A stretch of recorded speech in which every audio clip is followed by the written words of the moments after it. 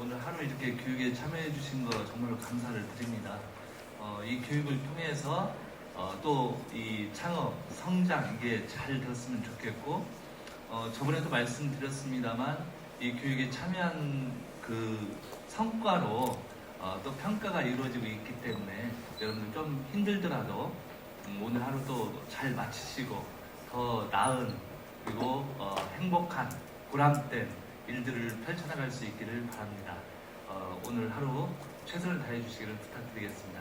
그러면 지금부터 1교시 사회적 경제에 대해서 우리 전주대학교의 그 행동경제학을 전공하고 계신 또 사회적 경제에 대해서 깊은 이해를 갖고 계신 또 우리 심사한 거 아시죠? 우리 심사위원 중에 한 분이셨고 이재민 교수님을 박수로 환영하겠습니다. 네, 저는 매번 가면 제일 먼저 소개하는 게 제가 주로 뭐 하고 다니는가 소개를 하는데 주로 저는 이제 디자인 싱킹하고 리빙랩을 강의를 합니다. 제가 그 재직하고 있는 전주대학교 내에서 커리큘럼 자체를 제가 짜면서 지금 저희 과는 4학년이 최고 학년입니다. 그래서 처음에 이 과를 만들면서부터 학생들과 어떻게 그 공부를 해야 될까 고민을 하다가 제가 이제 사회적 경제 쪽을 전공하고 있고 그런 쪽의 학생들을 좀 배출하기 위해서 커리큘럼을 짰는데 가장 핵심적인 부분이 디자인 싱킹과 리빙랩이어야 되겠다라는 생각을 하고 있습니다. 여러분 잘 아시다시피 지금은 지식의 홍수입니다. 정보의 홍수 시대에 살고 있는데 실제 우리에게 중요한 것은 정보 자체는 아니에요. 정보를 어떻게 골라내서 창의적으로 활용하는가 하는 문제입니다. 특히 이제 성인분들이 중요한 것은 특히 여러분 앉아 계신 여러분들도 중요한 것은 실제 정보를 어떻게 찾아내고 그놈을 잘 목적에 맞게 쓸 수 있는가 하는 그런 문제인데 그런데 초점을 맞추고 있죠. 그래서 정보라고 하는 것은 휴대폰 안에 다 들어 있습니다. 요새는 찾을 수만 있으면 돼요. 그런 걸 활용하는 방법을 주로 가르치다 보니까 디자인 싱킹과 리빙랩이라는 창의적인 그런 기법들을 가르치는데 오늘 사실 제가 강의를 하고 있는 내용 중에서도 사회적 경제라고 하는 그런 분야가 좀 더 잘 성장해 나가려면 제일 중요한 게 뭔가라는 그런 고민 속에서 커리큘럼을 짜면서 가장 중요한 것은 이게 혁신할 수 있는 역량을 가지는 거다. 그래야 지속 가능성이 있다. 그런 생각을 가지고 있습니다. 사회적 경제가 기본적으로는 크게 보면 하나는 사회를 뭔가 그전에 사회의 문제점을 바꾸겠다라고 하는 어떤 운동성에서 출발하는 사회적 경제가 있었고 그때 그런 것들이 지금까지 지속되어 왔어요. 전라북도 내에서도.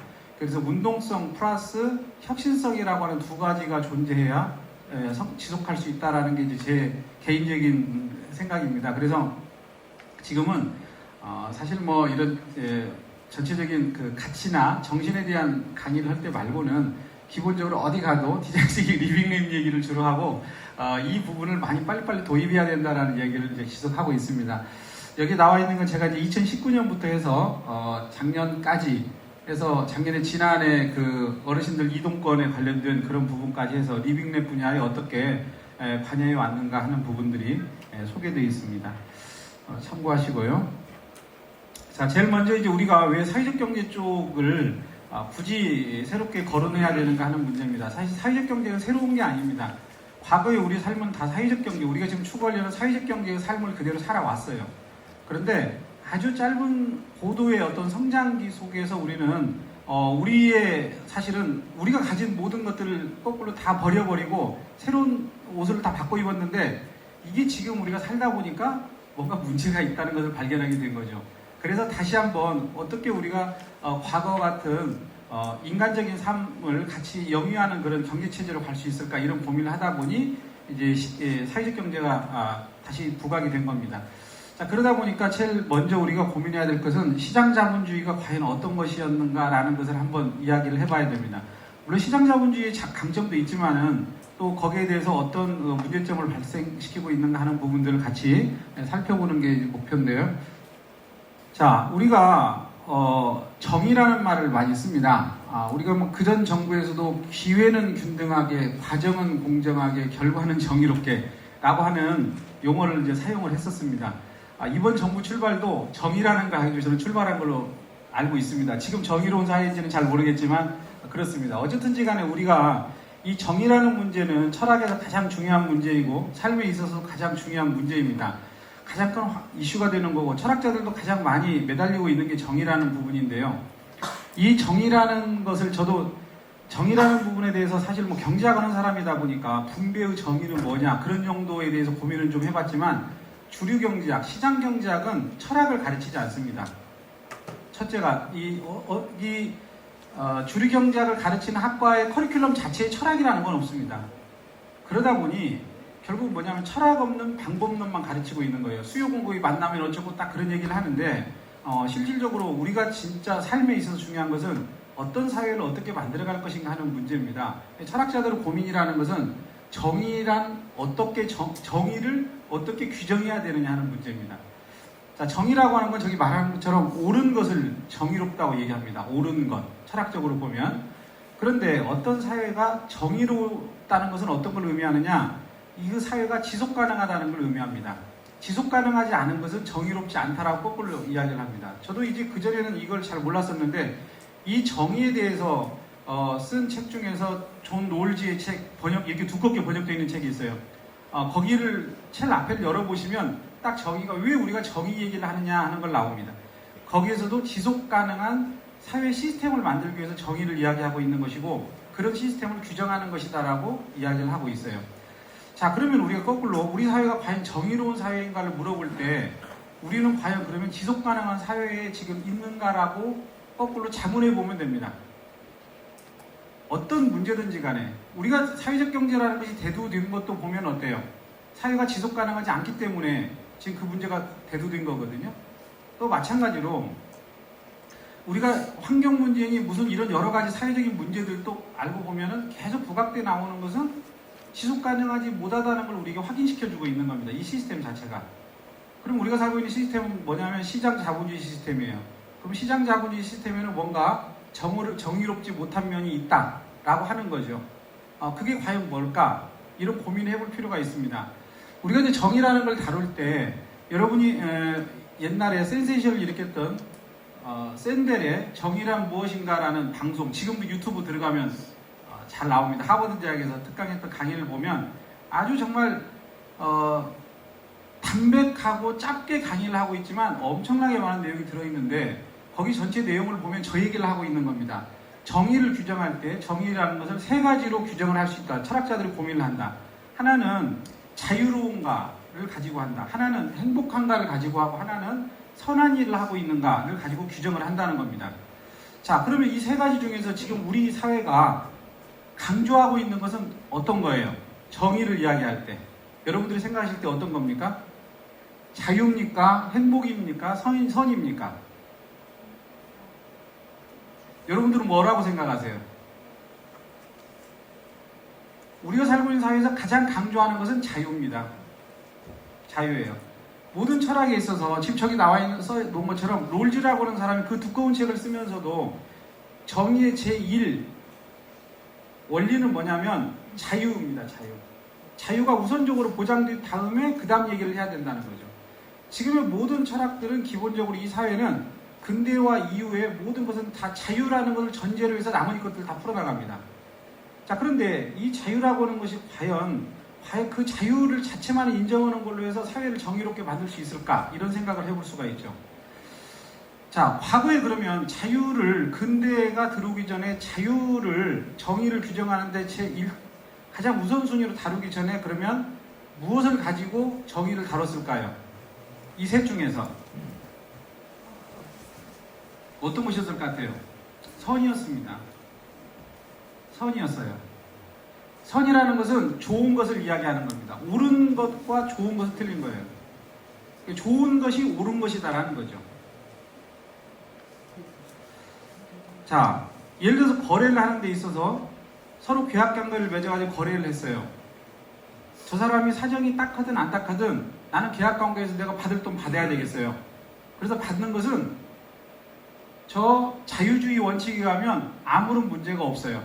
정의로운 거예요. 그건 왜? 서로 자유사에 의해서 계약을 맺었기 때문에. 그러나 그게 선한 겁니까? 상대방이 지금 아주 어려운 상황에서 그걸 갖다가 우리가 아예 무시해버리고 그래도 돈을 무조건 죽든 살든 받아와야 된다 내가 그렇게 말하는 걸 옳은 거예요? 그건 아니죠. 이 두 가지 분명히 구분이 되는 겁니다. 우리 사회가 이렇게 선한 사회, 좋은 것이라는 사회에서 개인주의의 어떤 자유, 개인의 자유성을 갖다 강조하게 되면서 이 사회는 많은 문제가 사실 한쪽에서 발생을 한 겁니다. 물론 이 자유주의라는 것에 장점은 있어요. 자유주의를 강조하는 사람은 자유주의라는 것이 바로 성장의 동력이었다고 얘기합니다. 사람들이 창의적으로 자기가 할 것들을 계속 아이디어를 내고 뭔가를 시도해 가면서 자기 발전뿐만 아니라 그것이 사회 발전까지 연결될 수 있게 했기 때문에 우리가 이런 풍요로운 사회에 살 수 있다고 얘기를 합니다. 그러니까 시장 자본주의하고는 잘 맞는 논리인 거죠. 저거 자체가. 자, 그러면 자유주의, 근대에 와서 자유주의가 이렇게 강조된 것은 뭐 때문에 그런 거냐면 개인주의가 출현했기 때문에 그래요. 그 전에는 공동체주의였어요. 공동체주의 사회에서는 기본적으로 오히려 좋은 것이 더 바람직하다고 사람들은 생각을 했어요. 내가 이 사회를 위해서, 타인을 위해서, 또 타인과 함께 어떤 것이 더 좋은 것인가를 고민해 가면서 의사결정을 하고 판단을 했던 거죠. 자, 그럼 우리가 오늘 제가 여러분들이 오늘 하려는 얘기는 바로 그겁니다. 시장 자본주의는 기본적으로 개인주의를 기반으로 한 자유주의를 우선적으로 앞세우고 있지만 궁극적으로 그것 때문에 무엇을 파괴시켰느냐 하면 공동체주의 쪽에 이걸 파괴시키고 이 좋은 것이라는 것을 계속 무시하는 쪽으로 이걸 갖다 경시하는 쪽으로 흘러왔기 때문에 우리의 삶의 모든 문제가 발생했다라고 하는 점을 말씀드리고 또 궁극적으로는 결국 우리가 이 사회를 바로 세우려면 기본적으로 이 개인 자유라는 것과 좋은 것의 균형을 어떻게 맞출 것인가 하는 부분이 우리가 고민인 거라는 거죠. 사회적 경제의 고민은 그런 거라고 생각하시면 됩니다. 자, 그러면 이 자유주의라는 것은 시장 자본주의에서는 무진장이 좋은 거예요. 왜 그러냐면 모두 누구나 자유 개인의 사회에서 거래를 마음껏 할 수 있고 자기 이익을 추구할 수 있기 때문에 좋은 거예요. 자, 근데 그렇게 해서 우리가 성장을 하고 물질적 풍요를 해왔는데 이런 부분에 문제가 생겼으니 그럼 어떻게 치유할 것인가 하는 문제는 또 무엇과 관련되어 있느냐? 혹시 우리가 너무나 시장화된 사회에 살고 있지는 않는가라는 생각을 해보는 거죠. 개인주의는 시장하고는 무진장에 중요하게 친밀성을 가지지만 공동체주의하고는 미안하지만 약간 괴리가 있습니다.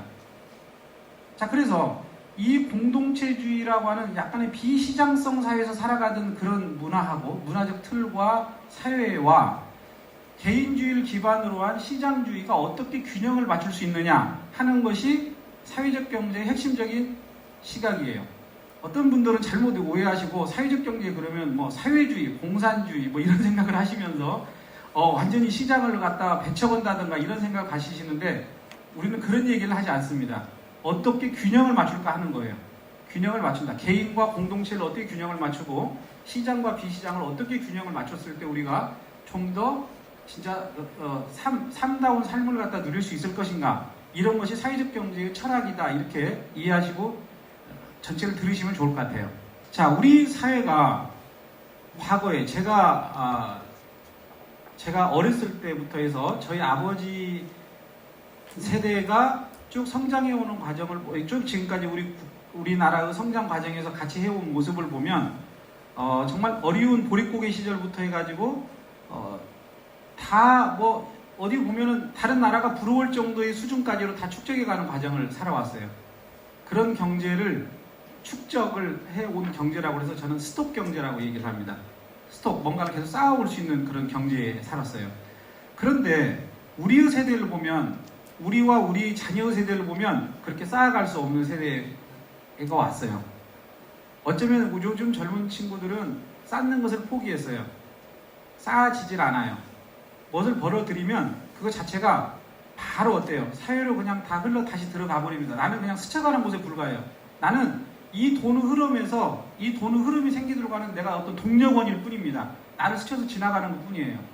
그런 경제를 저는 플로우 경제라고 제가 명명을 했습니다. 우리 경제는 스톡 경제에서 플로우 경제로 흘러왔어요. 그래서 여기서 보시는 것처럼 비록 우리가 가난하게 사는 것 같고 또 버는 것이 적은 것 같지만 그 세대는 저축이 가능한 세대였다 이런 얘기입니다. 어떻게 그러면 더 가난하고 덜 벌었는데도 저축이 가능했을까요? 이게 저는 미스테리다 이 말이죠. 제가 던지는 궁금증이 그겁니다. 그럼 우리는 지금 저희 아버지 세대보다 훨씬 더 소득도 높고 잘 사는 것처럼 돼 있지만 기본적으로 우리 세대에서는 어때요? 저축적이 안 됩니다. 축적이 안 돼요. 저축이 안 되는 세대가 이 말이죠. 그러면 왜 이런 세대가 왔을까요?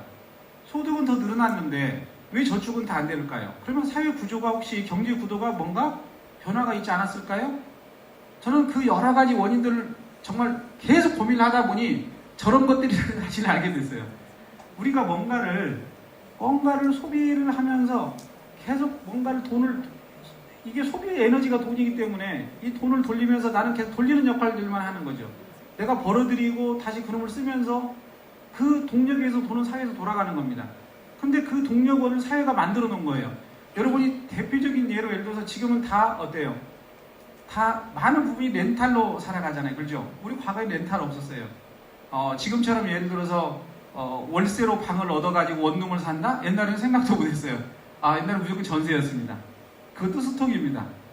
그러니까 전세를 살고 있어도 재산이 있었다는 거죠. 여러분 서울의 강남의 부자들 보세요. 거기 보면은 전세 살아도 20매덕짜리 전세에 살잖아요. 그런 시스템에 살았다는 거죠. 전세지만 부자예요. 전세지만. 지금은 좋은 집에 사는 것 같지만 어때요? 나는 가난합니다. 실제로. 내가 어느 날 갑자기 실직이 되면 나는 돈을 돌릴 힘이 없어져 버리는 거예요. 그러니까 나는 바로 뭐냐면 마이너스 저축으로 내려가 버리는 거죠. 그러니까 삶이 어떠냐면 어느 수준에 있다가 내 사회에서의 내가 동력을 잃게 되면 바로 어때요? 추락해 버리는 그런 시스템 속에 우리가 살아갑니다. 자, 왜 그렇게 되느냐면 가장 그 중에서도 문제가 되는 게 과잉 시장화라고 저는 생각을 합니다. 시장이 너무 시장화가 된 거예요. 굳이 시장에서 해결하지 않아야 되는 문제를 시장에서 해결하고 있다.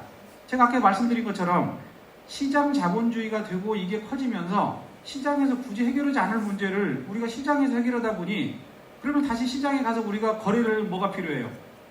에너지가 필요하죠. 그 에너지가 돈입니다. 돈이 필요하게 된 거예요. 그래서 그러면 시장이 왜 과잉화가 됐을까라고 또 거꾸로 추론해 보면 바로 개인주의와 관련이 되어 있다는 거예요. 우리가 공동체 사회에서 살았다면 굳이 시장에서 거래하지 않고도 모든 걸 해결할 수 있었던 것을 지금은 다 돈으로 해결해야 되는 사회로 넘어온 것은 개인주의와 관련되어 있다. 뭐 개인주의를 강조하는 쪽이 아니라 공동체가 깨졌기 때문에 그렇다라고 하는 것이 저는 가장 핵심적인 내용이라고 생각을 합니다. 그래서 사회적 경제라고 하는 것은 결론적으로 뭐냐면 어떻게 이 공동체를 다시 복원을 해서 다시 비시장화된 부분을 넓혀가면서 굳이 돈이 없어도 되는 부분은 돈이 없이도 우리가 평화롭게 살아갈 수 있을까라고 하는 해법을 한번 찾아보자. 그게 사회적 경제의 하나의 큰 주제 중에 하나다. 자, 그래서 우리의 삶을 그전에 우리가 공동체에서 우리의 삶을 갖다가 유지했던 그런 경제를 핵심 경제라고 합니다. 이게 공동체 경제입니다. 지금으로 보면 아마 가족 경제 정도라고 이해하시면 될 거예요. 이 가족 경제에서는 아버지가 아들한테 야, 너 사회생활할 때 이렇게 해야 돼. 그리고 밥상머리에서 이야기를 해주면 수강료 내야 안 내요? 안 내죠. 수강료 안 내죠. 그런데 우리가 그것을 다 지금은 돈 내고 배워요? 아니면 그냥 누군가가 전수해줘요? 돈 내고 배우잖아요. 물론 인터넷이 생겨서 지금은 찾아보면 많이 들어있긴 하지만 돈 내고 배웁니다. 이게 시장화라는 거예요. 시장화.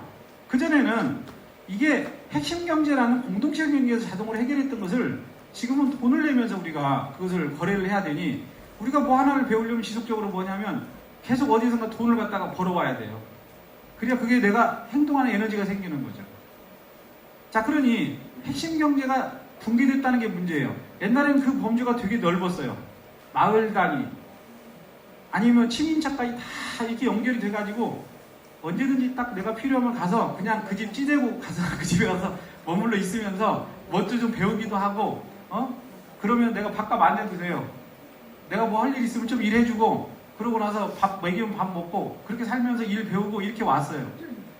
그 시장이 아닌 경제에서 얼마든지 가능했었는데 그래서 우리나라 보면 옛날에 식객 문화 이런 것들이 있었잖아요. 뭐 여관이라는 거 존재하지도 않았습니다. 나무집이나 가면 다 잠 재워주고 밥 먹이는 그런 공동체 문화였어요. 사실은 나라 전체가 공동체였던 거죠. 얼굴 보면 크게 보면.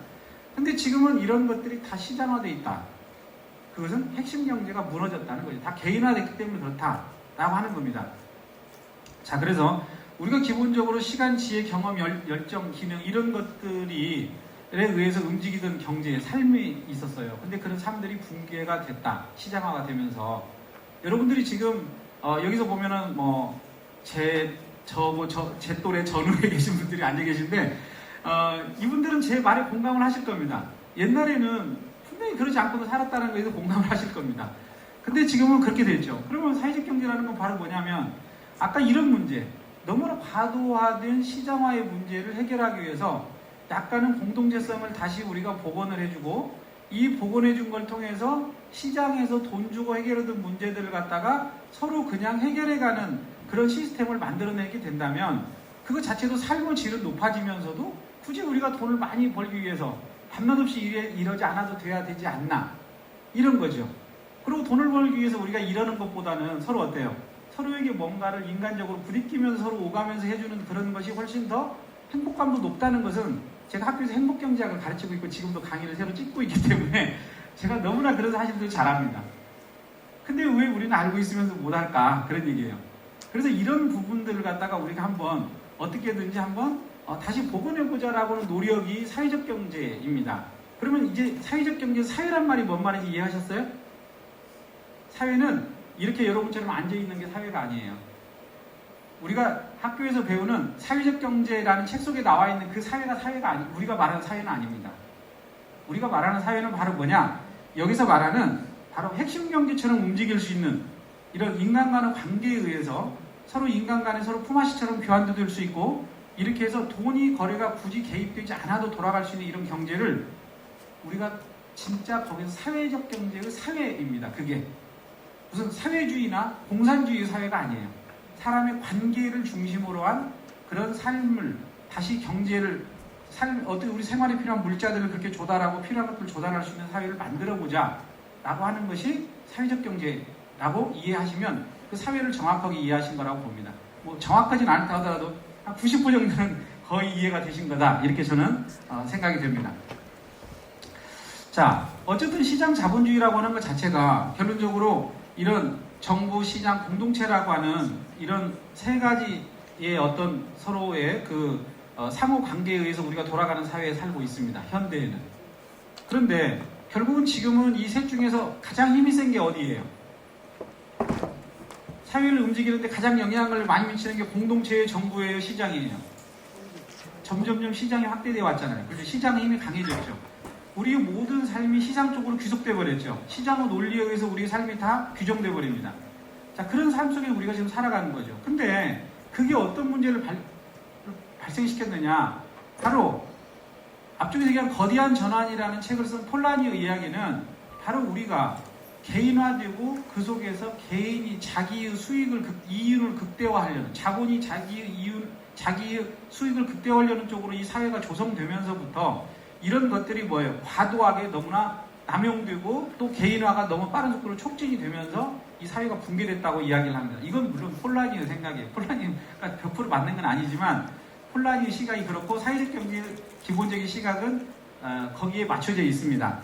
그러다 보니 우리가 예를 들어서 수익을 내기 위해서 불필요한 것까지도 전부 다 돈을 벌기 위해서 자유를 갖다 너무나 많이 자유를 갖다 파괴시키면 그래서 나온 문제가 바로 뭐예요?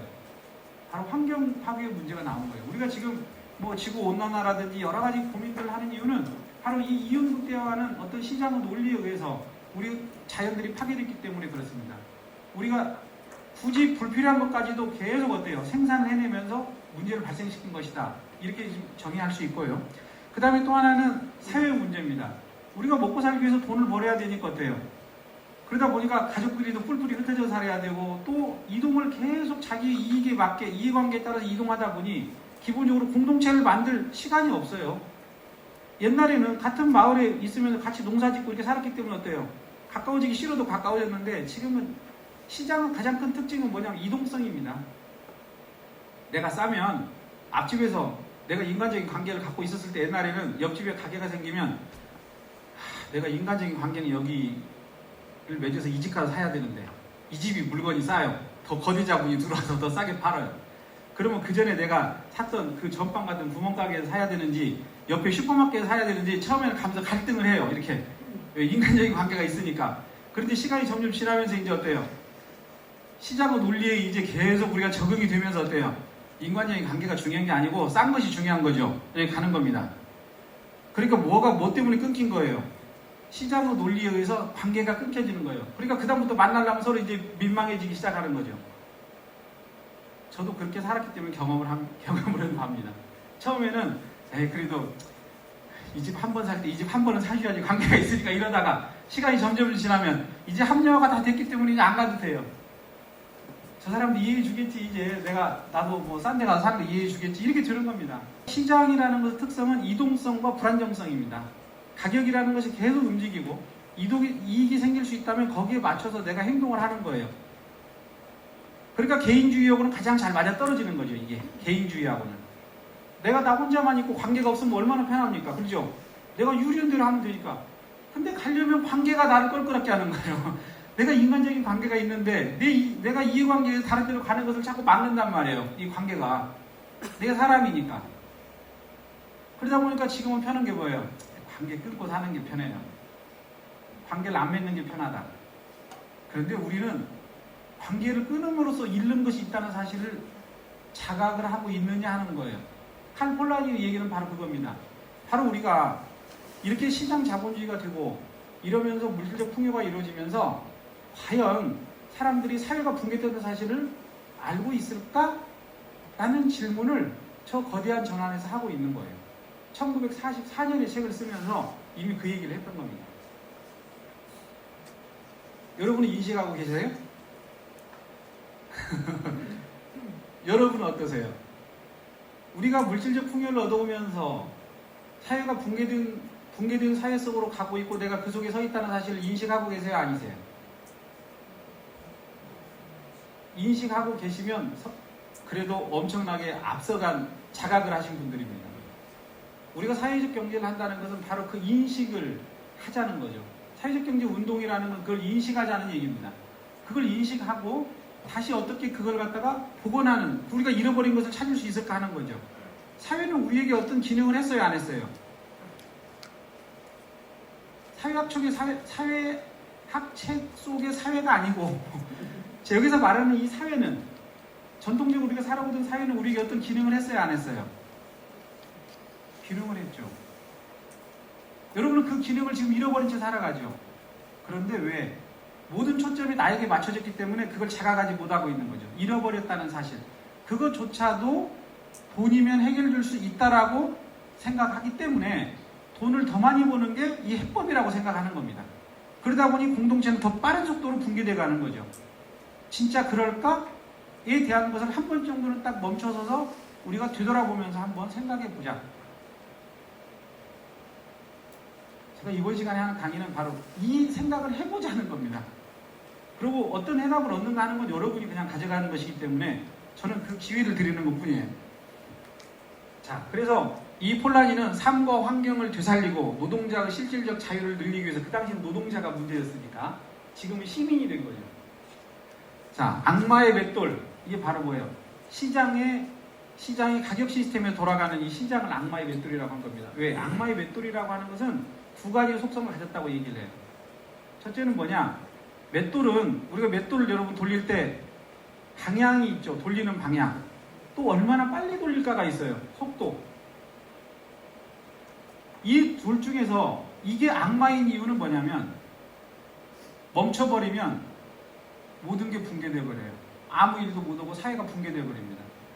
서서히 악마의 맷돌이 만들어졌는데 어느 날 딱 자각을 했을 때, 야, 이게 문제가 있다. 그러니까 악마의 맷돌을 스톱 딱 하는 순간 어때요?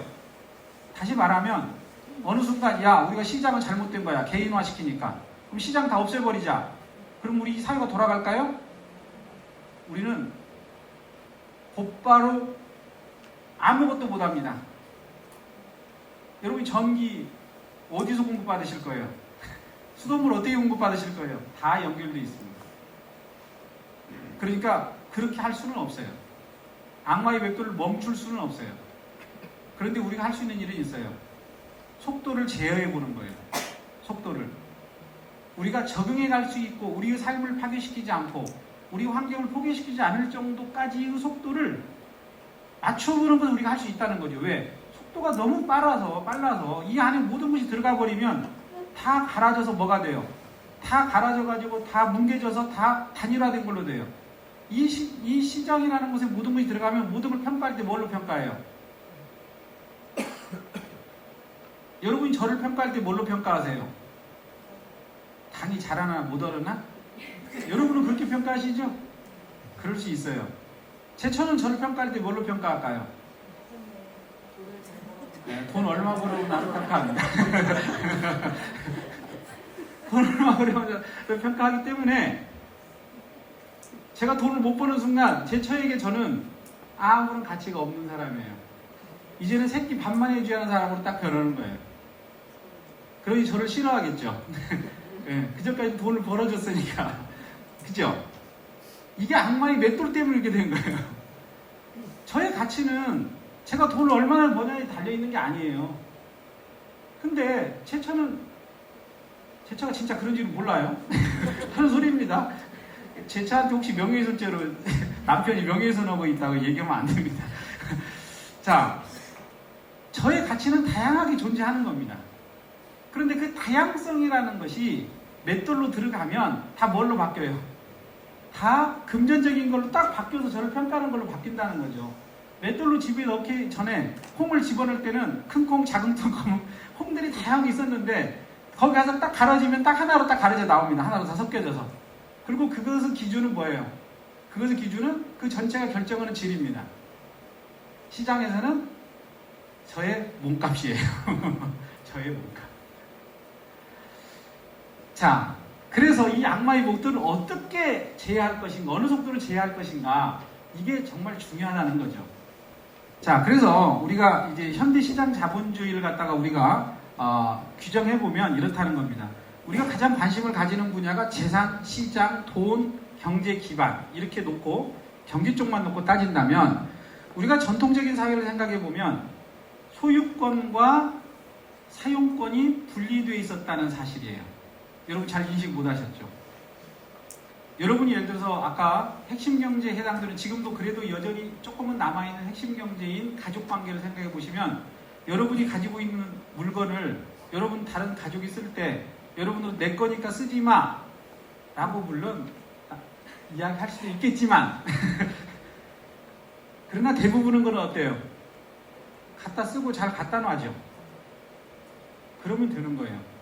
굳이 내가 이 물건을 쓰면서 아버지가 쓰시던 예를 들어서 무슨 아버지가 보시던 책 한 권 보면서 내가 전화를 해가지고 아버지 제가 이거 보면 승낙 해주실 거예요? 안 해주실 거예요? 전화해요? 안 해요? 아직 안 하죠. 그만큼 살아있는 겁니다. 아직은. 그 정도는. 그러니까 뭐냐면 소유권자와 사용권자는 분리되어 있는 거예요. 공동 그 안에서는. 근데 지금은 이게 일치되어 있다는 거예요. 그러니까 여러분들이 다른 사람이 가지고 있는 걸 쓰려면 돈 내야 안 내요? 돈 내시죠? 지금의 공유경제가 그런 거다 이 말이에요. 지금은 공유경제는 사용권만 빌려줘서 돈 버는 경제. 이게 공유경제입니다. 그러니까 공유경제가 지금의 쉐어링 이코노미라는 공유경제는 알고 보면 극단적인 자본주의예요. 옛날에는 없었던 사용권조차도 재산권화 시켜가지고 어때요? 돈을 받고 거래하겠다는 거예요. 그전에는 그냥 빌려주던 거. 야, 안 쓰던 거 나 좀 쓰자. 그래.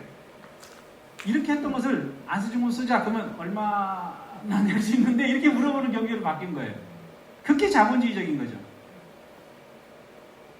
그래서 공유경제 쪽에서 똑같은 고민을 하고 있는 겁니다. 어떻게 관계성을 살려서 공유경제를 갈 것이냐. 그래서 저는 학생들에게 공유경제를 가르칠 때도 커먼스 이코노미하고 쉐어링 이코노미를 분리해서 가르칩니다. 이 두 가지는 틀리다. 커먼스는 바로 우리 공동체에서 가졌던 그런 공유예요. 우리가 가려는 건 그 방향이지 지금의 쉐어링 이코노미는 아니라는 걸 제가 분명히 구분해가지고 강의를 해주면서 학생들에게 이야기를 합니다. 공동체가 기반되지 않는 그런 쉐어링은 커먼스가 절대 될 수 없고 그것은 그렇게 자본주의적으로 갈 수밖에 없다. 변질될 수밖에 없다. 여러분이 보시는 에어비앤비, 우버 이런 것들이 다 그렇게 변질됐습니다. 초기에는 그러지 않았습니다. 다 시장화돼 가는 거예요. 우리가 그런 사회에 살고 있어요. 우리는 그러니까 마치 공유라고 하는 것이 옛날에 공동체로 가는 것처럼 착각하지만 실질적으로는 진짜 그렇게 가는 쪽은 몇 개 없어요. 나머지 것들은 더 자본주의화되고 있고 자본주의화에 의해서 우리의 삶을 더 개인화시켜가는 쪽으로 가고 있다. 이렇게 생각하시면 돼요. 자, 그 다음에 이제 시장이라는 것도, 그전에는 시장이라는 것은 기본적으로 시장이라는 것 자체 용어가 존재하지 않죠. 교환. 필요하면 교환을 하는 거죠. 교환을 하거나 맞바꾸는 겁니다. 거기서는 필요에 의한 교환을 하는 거예요. 그러다 우리는 시장에 가서 지금은 시장에서 우리가 뭘 갖다가 무슨 원리를 이용하느냐. 시장의 불안정성을 이용합니다. 시장의 기회라는 걸 이용합니다. 시장은 뭐 하는 곳이에요? 우리가 돈 버는 곳이에요. 돈 버는 걸로 변질되어 있어요. 시장이라고 하는 것은. 그게 바로 뭐냐? 시장에서의 교환 가치라고 하는 그 가격에 의해서 우리는 뭐든지 그 가치의 차익을 갖다 우리가 얻어가야 한다고 생각을 합니다. 자, 그런데 그런 것들이 사회에는 큰 문제를 발생시키고 있어요. 어떤 사람이 큰 건물을 하나 사놓고 이 건물에다 좀 지나면 이 건물값이 오르겠지? 그리고 그 건물을 그냥 비워놓을 수도 있어요. 왜? 세입자 들어와가지고 조금 받아봤자 그거에서 뭐 얼마나 받겠어. 괜히 세입자 갈릴 골치만 아프니까 그냥 놓아뒀다가 좀 지나면 갚으면은 그게 나는 훨씬 마음도 편해. 실제 우리에게 필요한 것은 그 건물은 우리한테 무엇을 해주고 있어야 돼요? 우리가 건물을 사용하고 있어야 되는 거죠. 그게 원래 용도인 것이고. 그러나 시장의 가치라는 걸 가지고 들어가게 되면 그 건물은 사용되지 않아도 아무 문제 없습니다. 땅을 사놓고 농사 안 지어도 아무 문제 없어요. 왜? 나에게는 차익만 많아지면 되는 거니까. 그게 바로 교환 가치라는 거예요. 우리가 원래는 사용 가치 중심으로 경제를 구성했어야 되는데 시장주의로 넘어오면서 우리는 교환 가치 중심으로 사회를 바라보기 시작합니다. 그리고 지금 그렇게 평가를 하고 있어요. 우리도 모르게. 그러나 우리가 잘못된 건 아니에요. 이 시스템을 우리가 그렇게 교육시키고 있는 거지. 그러나 우리가 그걸 자각하고 있어야 되고 그 부분을 어떻게 탈피할 것인가를 고민을 해야 되는 거죠. 그러기 위해서 사회적 경제를 하는 겁니다. 우리는 뭐든지 우리가 뭔가를 만들어내면 그 용도에 맞게 우리 사회에서 더 많이 그것을 활용할 수 있는 게 더 중요한 건데 그걸 가지고 어떻게 수익을 더 낼까를 생각하면서 그거에만 집중하게 되면 사용가치를 도리어 어때요? 떨어뜨리는 쪽으로 사회를 운영할 수 있다는 것을 우리가 자각하고 있지 못하다는 게 문제입니다. 자, 그 다음에 돈입니다. 자, 돈이라는 건 왜 존재했을까? 저는 주리경제학을 원래 공부했기 때문에 돈이라고 하는 원리를 거기서 세대교육 받듯이 배웠어요. 그래서 저는 그게 옳은 줄 알았어요. 그러나 그 뒤에 심리경제학, 행동경제학을 하면서 문화인류학책, 경제인류학책 읽어보고 다 여러 읽어보니까 제가 속았다는 사실을 알았어요. 이런 사기가 없구나. 돈이라고 하는 것은 우리가 교과서에 배우는 것과는 전혀 다른 용도입니다. 실제 돈은 왜 만들어졌을까? 빚을 갚기 위해서 만들어졌다는 말도 있고 선물을 주기 위해서 만들어졌다는 말도 있고 아니면 특별한 용도에 의해서 제가 지역화폐를 하기 때문에 지역화폐에서 보면 그 용도들이 엄청나게 많이 나와 있습니다. 어떤 돈은 결혼 지참금으로밖에 못 쓰는 돈도 있어요. 그 지참금 돈은 그 경제가 그 사회가 운영되도록 하는 역할을 하기 위해서 그게 만들어진 겁니다.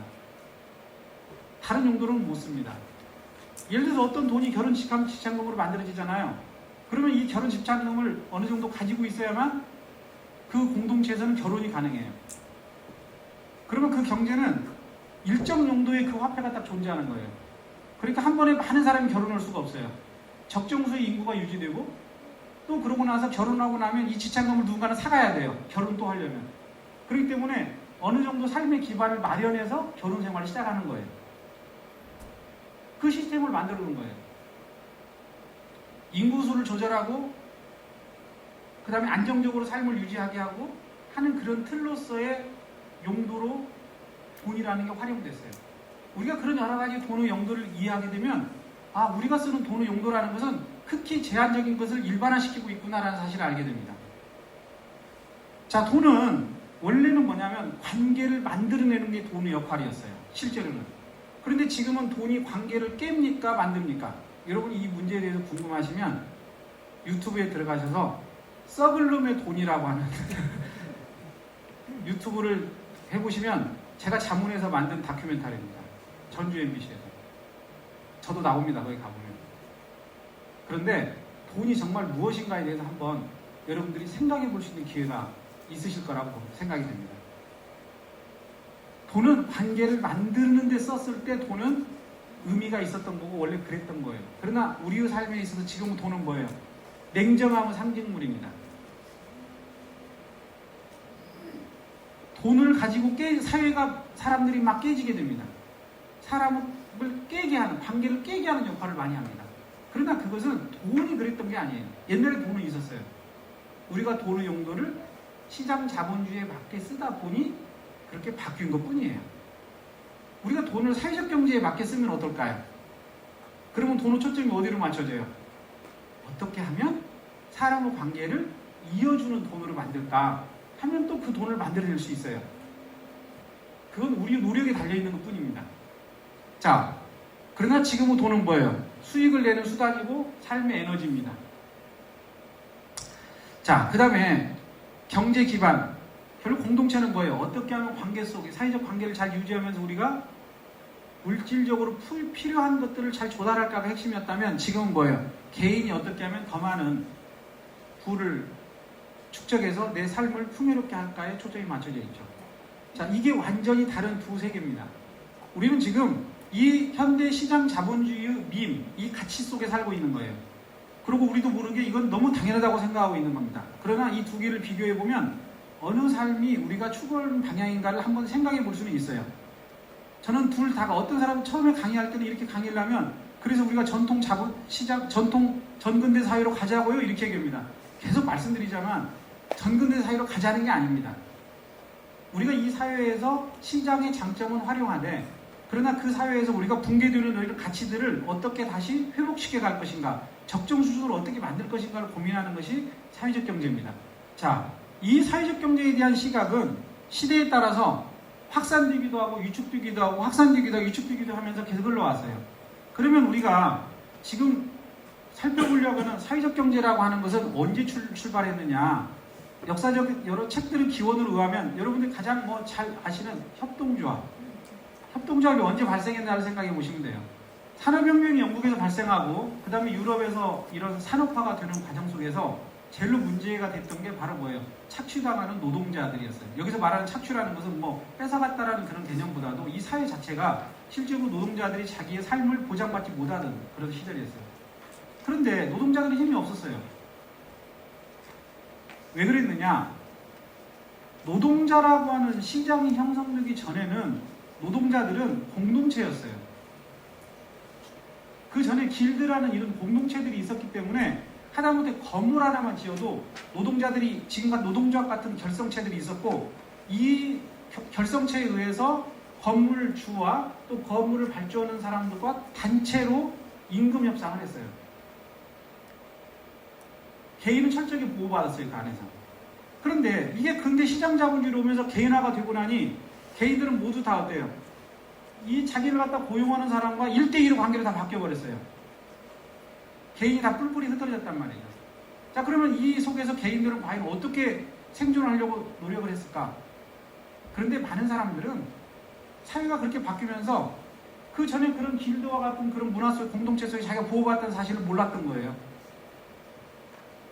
자각하는 사람이 거의 없었다는 거죠. 왜? 삶이 너무나 붕괴된 삶 속에서 그런 걸 생각할 겨를조차도 없어요. 서구는 기독교이기 때문에 그나마 일주일에 하루는 쉬었어요. 주일날 하루는 쉬었어요. 그런데 평일날은 보통 10시간, 13시간씩 일을 했어요. 그러니 그렇게 뭉쳐서 단결하고 할 시간조차도 없고 자기 삶을 돌아볼 겨를조차도 없어요. 그런 속에서도 일부의 선각자들이 나타났어요. 그래서 이런 문제들을 사회가 우리를 보호해주지 못하니 우리가 스스로 이 문제를 한번 해결해보자. 다시 공동체를 만들어보자. 라고 하는 그런 지향점을 가지고 시작한 운동이 바로 사회적 경제입니다. 거대한 전환 속에서 나오는 가장 유일하게 사회가 붕괴가 됐다는 사실을 깨달은 사람이라고 말하는 사람이 로버트 오원이에요. 그 책 속에서. 오원은 그 당시에 어떤 생각을 했냐, 영국 사람인데 오원은 어떤 생각을 했냐, 야, 이럴 바에 자본가 밑에 가서 이러지 말고 우리끼리 뭉쳐서 살자, 옛날처럼. 그래서 협동촌 운동을 시작했어요. 우리끼리 그냥 서로 협동해서 살아가는 공동체 만들자. 지금으로 말하는 공산주의예요, 쉽게 얘기하면. 그게 더 낫겠다. 그래서 자기가 지금으로 말하면 사회적 기업가예요. 사회적 기업 아시죠? 그래서 자기가 자본가긴 하지만 자기가 자기 직공들이랑은 전부 다 야간 학교를 만들어주고 인격을 제대로 형성하도록 하는 운동을 해주면서 교육을 시켜주고 그랬어요. 이렇게 해서 사람들을 길러내야 사람이 달라질 수 있겠다. 사회가 달라질 수 있겠다 생각을 한 거죠. 또 한편에는 많은 사람들을 모아가지고 야 이럴 바에야 신천지인 미국으로 넘어가서 거기다가 한번 사회를 우리끼리 만들어보자. 수천 명의 사람들을 모아서 넘어가는 운동을 하기도 했어요. 물론 실패했지만. 그리고 다시 영국으로 돌아와서 다시 시작을 합니다. 저 개념을 가지고 다시 이어져서 간 것이 협동조합이 만들어지는 거고 또 하나는 노동조합이 만들어지는 거예요. 그 당시에는 로버트 구어는 노동조합 운동을 했지만 지금 우리가 말하는 노동조합 노동상권 보장해달라는 게 아니었어요. 협동조합이 훨씬 더 가까웠어요. 우리끼리 자구책을 한번 노동자들끼리 결성해서 자본가가 우리가 빠지게 생산하는 물건을 가지고 또 다시 우리한테 독점적으로 비싸게 팔고 이렇게 해서 우리한테 임금에서 우리가 제대로 돈 못 받고 또 우리가 이걸 지출하면서 돈을 못 받으니 우리가 전부 다 뭉쳐서 단체로 물건을 구입하면 된다. 우리 지금도 그렇게 하잖아요. 그렇죠? 소비자들 모아가지고 공동구매 하잖아요. 공동구매를 했던 시발점이 협동조합입니다. 그리고 돈이 없고 우리가 쌓을 수가 없으니 우리가 힘들 때 우리가 서로 상호 부조할 수 있는 돈도 좀 만들어 보자. 그렇게 시작한 겁니다. 그게 신협으로 넘어가는 거죠. 자, 결국은 뭐예요? 사회적 경제라고 하는 것은 기본적으로 시초의 사회적 경제는 정부의 지원 받은 적이 있어요? 없어요? 없습니다. 자구책일 뿐이에요. 우리가 살아가야 되니까 자구책일 뿐입니다. 그렇게 보면 우리는 좋은 세상에 살고 있는 거죠. 사회적 경제를 지원해주고 있잖아요, 정부가. 거기에 비하면. 제도적으로 뒷받침해주고 있잖아요. 그 당시에는 사회적 경제 협동조합 법도 없었어요. 기업법은 있었어요. 자기들은 보호받으려고.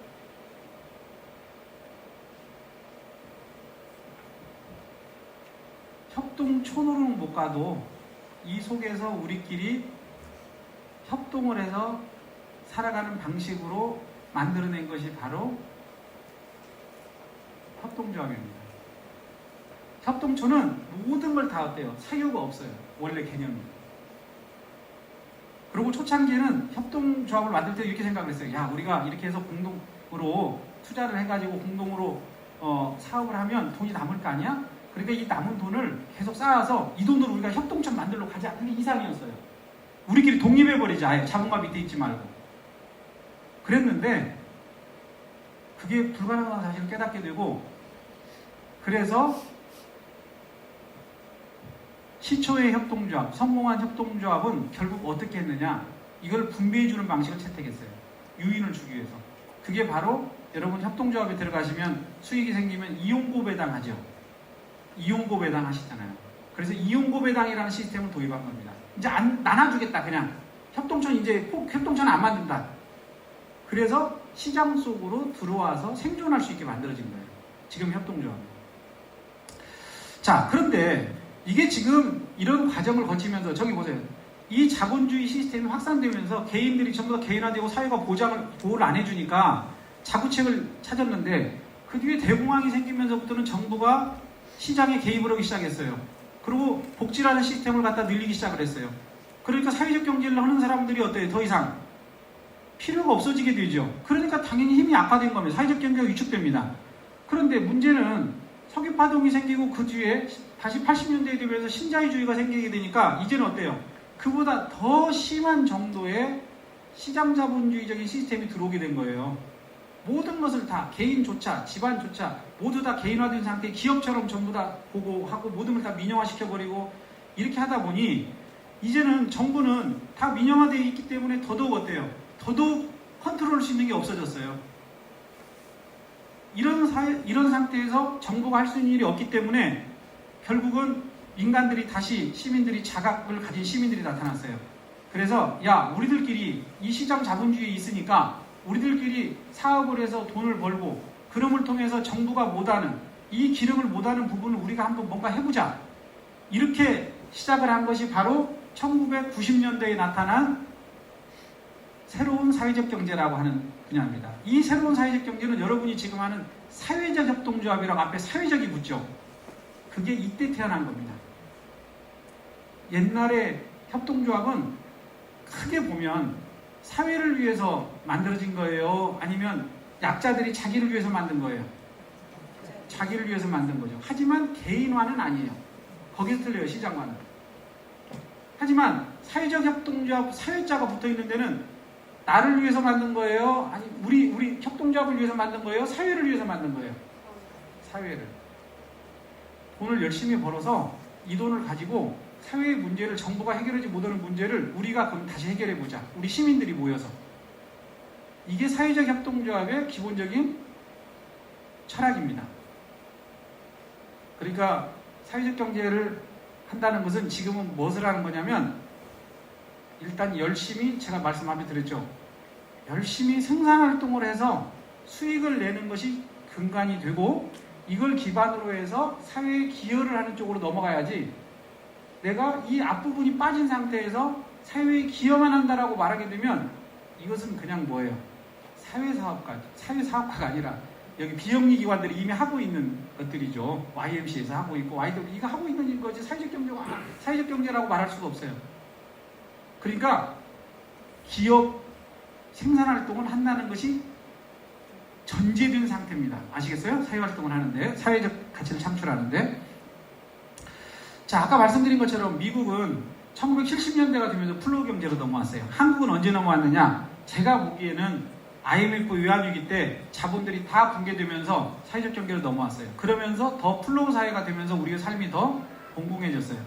이때가 바로 신자유주의가 우리나라에 들어온 시기하고 정확히 일치합니다. 그래서 우리나라의 사회적 경제 운동도 보면 다 저 시기에 생겨났어요. 저 시기에 이렇게 종교단체에 계신 분들이 사회에 어려운 사람들이 생겨나니까 이런 분들을 어떻게 해결하지? 그래서 복지사업을 하면서 그것들이 일터사업, 일자리 사업과 연결하고 이렇게 하면서 지금의 사회적 경제를 연결해 왔던 거예요. 실적으로. 물론 우리는 2012년에 협동조합 기본법이라는 것을 어떤 하나의 또 새로운 그 시발점으로 보지만, 실제 우리 사회에서 더 중요한 시발점은 IMF 외환위기에서 출발한 거다. 그러면 서구의 흐름과 정확하게 일치하는 거예요. 사회가 플로우 경제로 흘러가고 사회적으로 격차가 생기고 사회적으로 보호받지 못하는 층이 생기니 정부가 못하는 일이 있으니 내팽개친 일이 있으니 우리가 해결해보자 라고 하는 그런 쪽에서 출발한 것이라는 거죠. 자, 이제 사회적 경제로 넘어왔습니다. 여러분이 이제 어느 정도 자본주의라는 걸 이해하시면서 사회적 경제의 정신을 좀 이해를 하셨을 거라고 저는 생각이 듭니다. 자, 그러면 사회적 경제라는 것은 과연 어떤 거냐? 사회적 경제는 부자 돼서 사치롭게 살자는 건 절대 아닙니다. 그것은 자기가 더 잘하면 그렇게 살아도 괜찮아요. 그걸 막는 것은 아니에요. 그러나 문제는, 우리가 해결하고자 하는 문제는 그게 아니고, 이 사회에 살아가는 사람들이 기본적으로 최소한의 필요한 삶을 누릴 수 있을 정도의 어떤 환경, 이 공동체를 통해서 이런 문제들을 같이 고민하면서 풀어갈 수 있는 사회를 만들어 보자. 그래서 사회적 경제는 살림경제라는 표현을 씁니다. 살림살이 할 때 살림경제. 우리가 살림을 하는 그런 경제. 살아가는 데 필요한 것들을 충족시키기 위한 경제. 돈과 경제활동을 일치시키는 그런 경제입니다. 그래서 이걸 사회적 경제하는 사람들은 돈벌이 경제라고 합니다. 우리가 지금 살고 있는 경제는 어느 경제예요? 돈벌이 경제예요. 우리는. 이 돈벌이에서는 사람들이 진짜 필요한 것을 갖출까 못 갖출까 이런 거 고민하지 않아요. 내가 돈만 많이 벌으면 돼요. 이 사회에 필요한 것들을 공급하면서 이게 지금 안 쓰이고 있나 쓰여지고 있나라는 사용가치를 생각하는 것이 아니라, 내가 이걸 통해서 돈을 더 많이 벌 수 있는가라는 생각하는 교환가치만 생각하면 돼요. 왜? 돈만 벌으면 되니까. 이게 돈벌이 경제예요. 근데 이렇게 시장 자본주의로 가면서 이런 사회가 이게 그런 경제로만 흘러가서 끝난 것이 아니라 사회조차도 붕괴시켜 버리니, 옛날에는 우리가 힘들었어도 어때요? 공동체가 보호해주는 막이 존재했기 때문에 최소한의 삶을 누렸다. 공동체에서는 그런 얘기입니다. 서로 십시일반으로 동네에서 가난한 사람이 있으면 최소한 생계는 유지하도록 쌀 한 마리라도 갖다 주고 고구마 한 가마리라도 갖다 주고 이렇게 해가면서 서로 살았다는 거죠. 정부가 못 해주는 일을 했다는 겁니다. 사회가. 공동체가. 근데 지금은 똑같은 상황이 벌어져도 개인화된 사회에서는 그게 가능해요? 불가능해요? 안 되잖아요. 이 사회가 바뀐 것이 문제라는 거죠. 그러면 이 사회를 개인화된 사회에서부터 다시 공동체를 복원하면 어떻게 될까? 그렇다면 그 문제의 일부가 해결될 수 있지 않을까 하는 거죠. 그게 사회적 경제에서 추구하는 바예요. 그래서 부자는 행복한 사람이라는 믿음. 여러분은 어떠세요? 저 등식을 부자는 행복한 사람. 예, 뭐 우리가 자본주의에 살고 있으니까 우리도 모르게 저건 세뇌 교육 될 수밖에 없어요. 정말 깊이 있게 많은 걸 들여다보지 않으면 너무 당연한 것처럼 느껴지는 거니까 저건. 제가 학교에서 학생들에게 행복경제학을 가르치면서 저 등식을 계속 깨는 걸 가르쳐주고 있는 거고, 깨는 논리, 깨는 이론들, 깨는 실증 결과들을 계속 보여줍니다. 물론 그래도 되돌아와서 집에 오면 또 잊어버립니다. 그래도 한 번 정도 생각해 보는 거죠. 거기서. 자, 그래서 이렇게 뭔가 믿음을 다시 바꾸는 것은 운동성인 것이고, 그러기 위해 우리는 계속적인 교육이 필요한 것이고, 우리 스스로의 세뇌 교육도 필요한 것이고, 이 삶에 뭐가 문제가 있으니 우리는 다른 삶을 살아보자. 그러면 진짜 행복해질 수 있을 거라는 믿음으로 한번 바꿔보기도 하고, 그렇게 한번 해보자는 거죠. 근데 어려워요. 왜 어렵냐? 이미 우리 머리가 다른 가치로 감염돼 버렸기 때문에 너무 힘들고, 조금만 더 안 되면 역시 공동체는 안 되는 거야. 역시 혼자 하는 게 편해. 제 느낌 그대로 말씀드리는 겁니다. 제가 그렇게 느끼고 있어서 그러는 거예요. 이렇게 말하면서 사실 저도 부끄럽습니다. 학생들 모여놓고 자꾸 이런 거 교육시키면서도 뒤돌아서 부끄러워요. 내가 부끄러우지만 그래도 강의를 해야 맞는 건지 학생들에게, 아니면 내가 부끄러우니까 내가 강단을 내려서 가는 게 맞는 건지에 대해서 저도 갈등합니다. 많이 갈등합니다.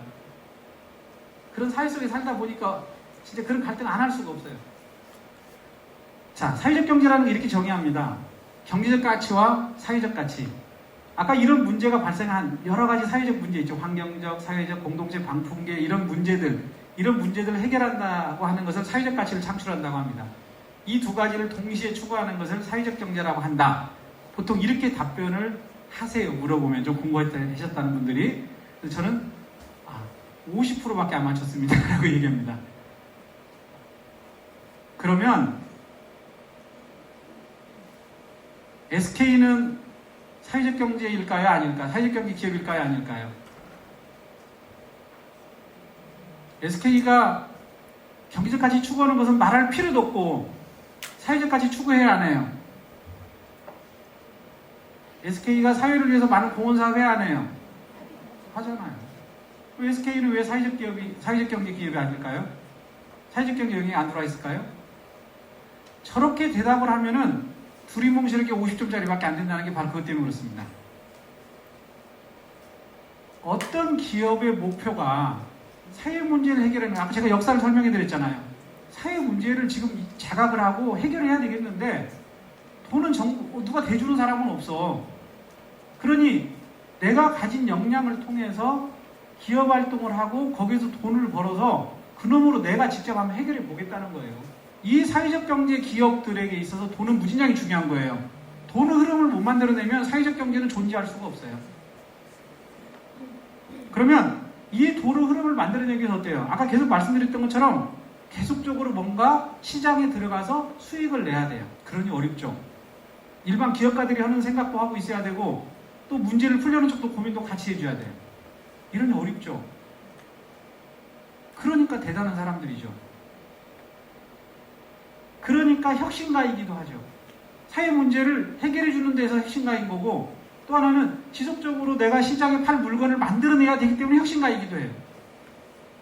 일반 기업가들은 시장에서 만들어낸 물건만 생산하면 되기 때문에 혁신을 한쪽만 해도 돼요. 기업 내부 혁신만 하면 돼요. 경영학과에서 배우는 그 혁신만 해도 돼요. 그러나 우리는 두 가지 혁신을 해야 돼요. 사회 문제를 해결할 방법도 고민해야 돼요. 한쪽에서 돈이 생긴다면. 그러면 그때 필요한 돈을 벌기 위한 혁신도 해야 되고. 그럼 우리가 혁신 능력이 얼마나 필요합니까?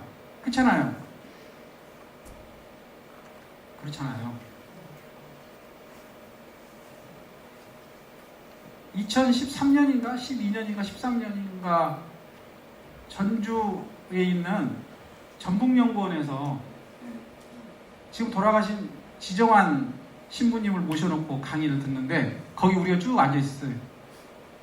지금 제가 우리 활동 그룹에서는 이제 우리 위세대 분들이 많이 은퇴를 하셔가지고 거의 이제 한두 달 사이로 제일로 거의 우회됐어요. 제가 사회적 경제 영역에 있는 사람들 중에서, 지금 활동하는 그룹 중에서, 그 당시에는 제가 중간쯤 됐던 것 같아요. 거기 앉아있는 사람 중에서. 그랬더니 지정한 신부님이 딱 그렇게 얘기하더라고요. 사회적 경제를 하려면 30대 넘었으면 다 끝났다. 여기 30대까지 계세요? 왜 그러셨겠어요? 임실에 오셔가지고 신협운동 하시고 치즈 협동조합 만드시면서 운동하시고 그렇게 키우시는데 제일로 중요했던 게 뭐냐면 인내를 가지는 시간이었던 거예요.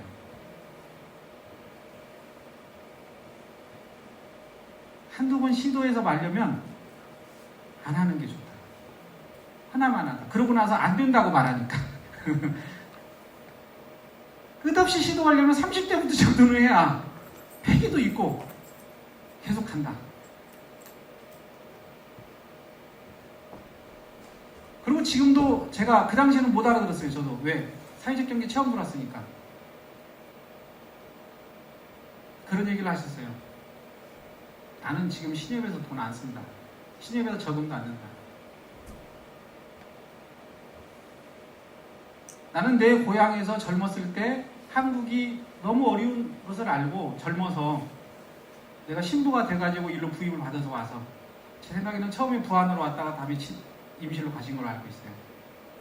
사람들이 전부 다 재산 다 잃어버리고 그래서 부안에 가서 간척 사업을 해가지고 땅을 나눠주고 좀 지나서 몇 년 지나서 보니까 어때요? 다시 또 다 바뀌었어요. 다 뺏겼어. 임실로 왔어요. 임실에 또 그런 고민을 해요. 임실에서는 어떻게 할까?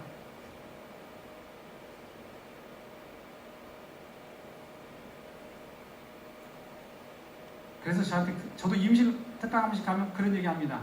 그날 그 얘기를 하면서. 임실에 와서, 성당에 와서 했던 얘기, 그날 들은 얘기를 해드립니다. 사람들한테 모아놓고, 임실에서는 무엇을 할 수 있을까 하고 사람들한테 물어봤더니, 전부 다 임실은 가진 게 없어서 못한다. 이렇게 얘기를 하셨대요. 했대요. 사람들이. 뭐가 없습니까? 임실은 사는 땅밖에, 농사질 땅이 없어서.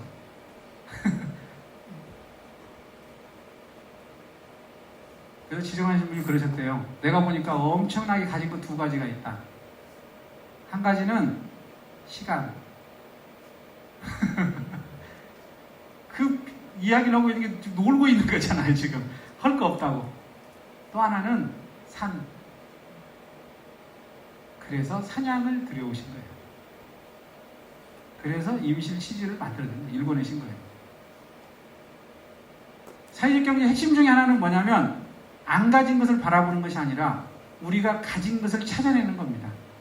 우리가 미처 발견하지 못한 것을 찾아내는 거예요.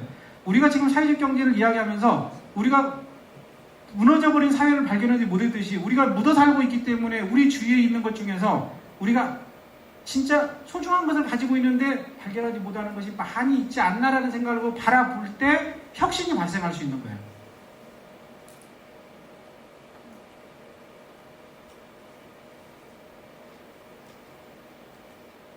사회적 경제는 경제적 가치를 수단 삼아서 사회적 가치를 창출하려고 하는 목적을 가졌을 때 사회적 경제라고 얘기하는 것이지, 이 두 가지가 바뀌어 있으면 사악한 자본주의, 자본가입니다. 물론 그래도 없는 것보다는 나아요. 그래서 누군가는 혜택을 또 받는 사람도 존재하니까. 그러나 그냥 우리가 심성으로만 보면 그렇게 나쁘게 말할 수도 있다는 거죠. 심성으로만 보면. 거꾸로 말하면 시민성이 성숙되지 않았다면 과연 자본과 기업이 이렇게 사회공헌 사업을 많이 해줄까요? 아닙니다. 여러분들이 자각을 하고 있기 때문에 우리가 이런 식으로 행동 안 하면 우리 기업이 장기적으로 결국 생존 못하겠구나 라고 하는 것 때문에 사회공헌 활동을 하는 거예요.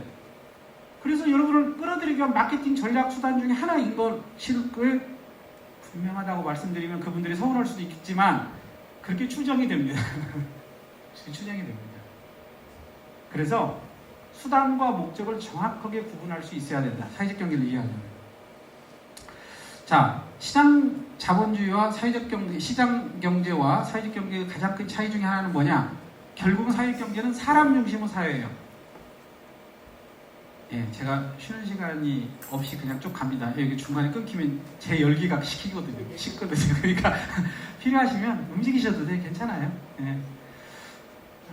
자, 그래서 이 사회적 가치, 사람을 중심으로 하는 사회다 보니 뭐냐? 민주성이라는 게 무진장이 중요해요. 사람이 그리고 같이 가려면 민주적이어야 돼요. 독재로 가서는 같이 못 가요. 그러잖아요. 그래서 사람 중심으로 설계가 돼 있어요. 목표는 사회적 가치를 실현하는 거고, 그러나 의사결정할 때는 어때요? 내가 얼마를 기여했던 한 사람은 무조건 한 표씩을 가지는 그런 의사결정 구조를 가집니다. 그러나 이건 저는 상징성의 이야기라고 봐요. 사회적 경제는 표로에게서는 절대 안 됩니다. 다수결 절대 안 됩니다. 저는 그렇게 봐요. 다수결로 하시려면 만장일치해야 돼요. 그래서 사회적 경제, 왜? 사람이 움직이는 경제가 되기 때문에. 그러면 어떻게 만장일치를 만들어낼 수 있을까요?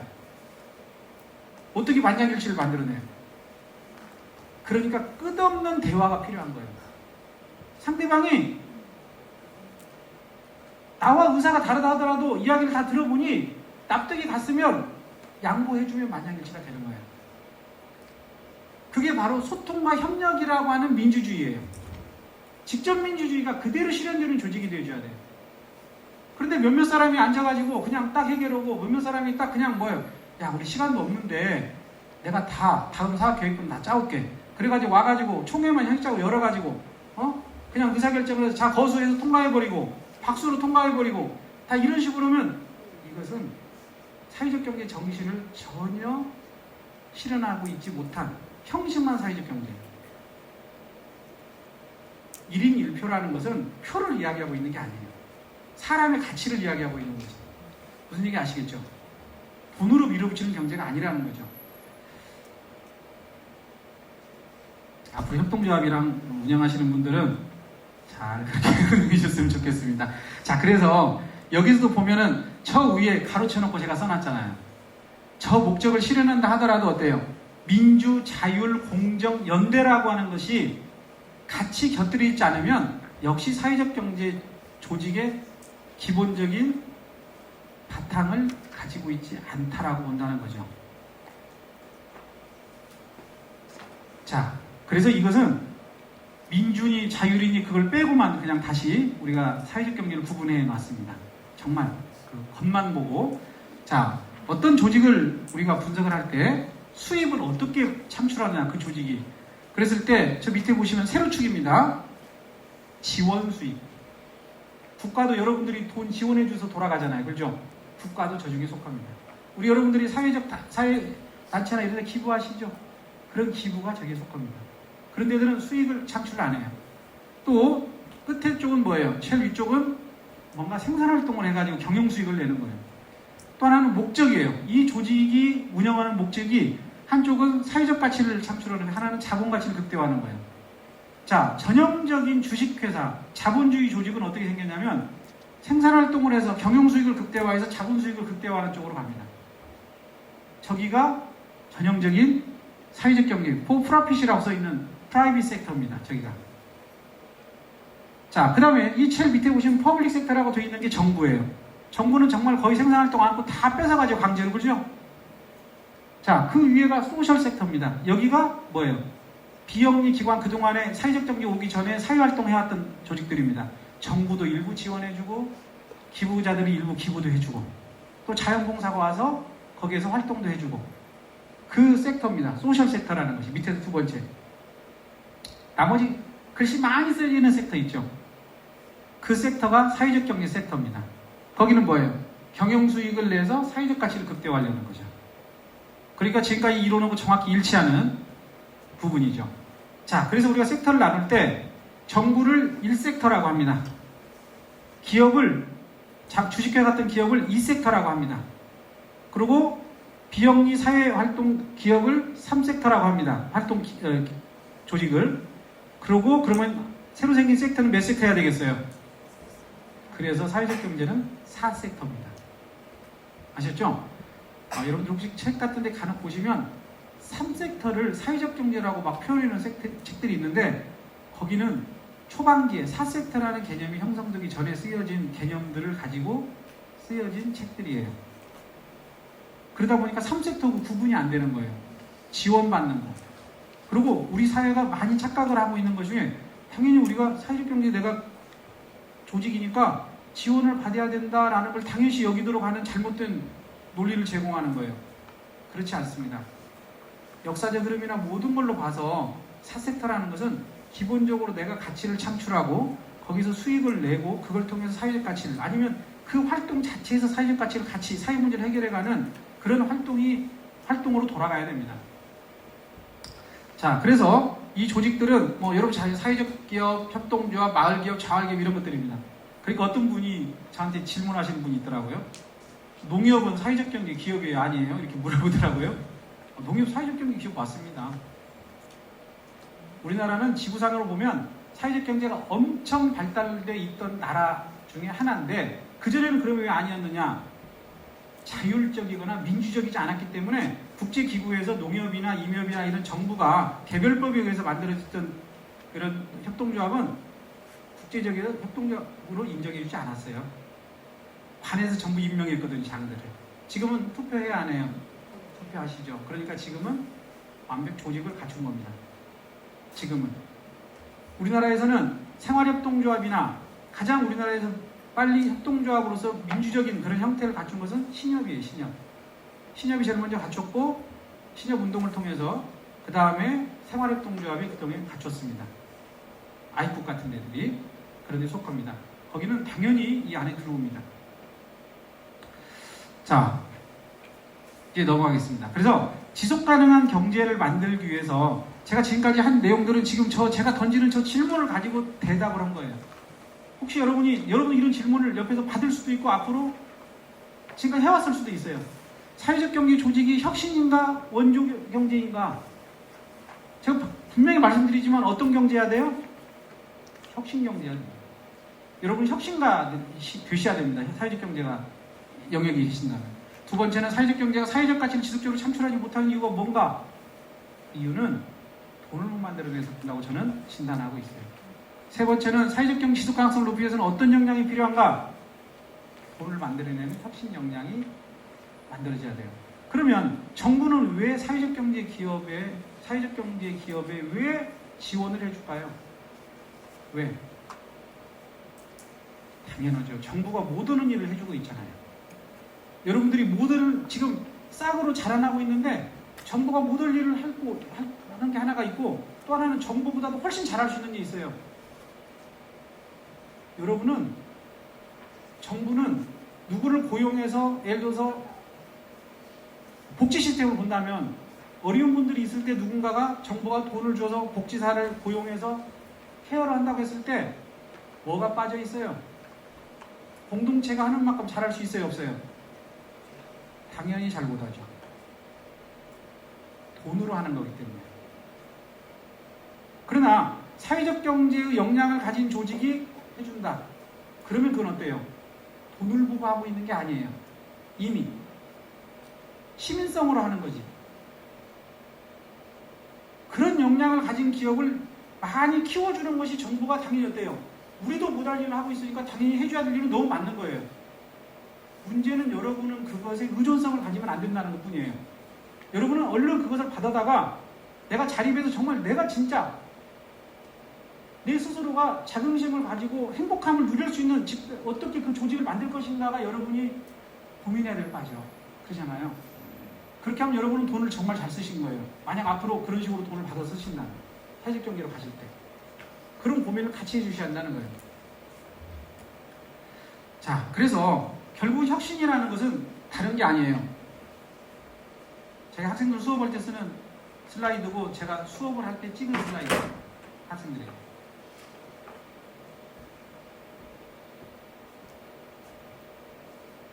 여러분이 시장에서 여러분이 상품을 만들어서 누군가에게 판매하는 데 있어서 핵심적인 요소는 설득의 가능성이라고 써있는 저 안에 있는 거 있죠. 저 공식을 따르시면 돼요. 항상 머릿속에.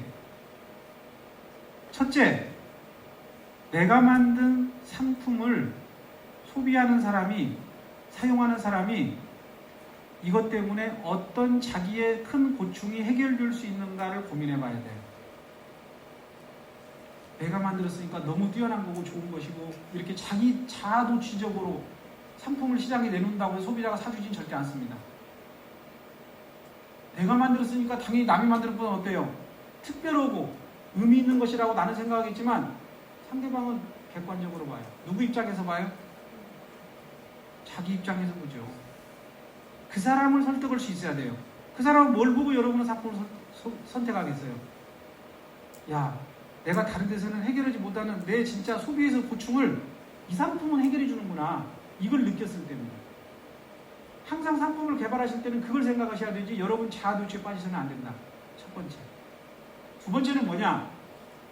왜 하필 내 걸 선택해야 되냐는 거예요.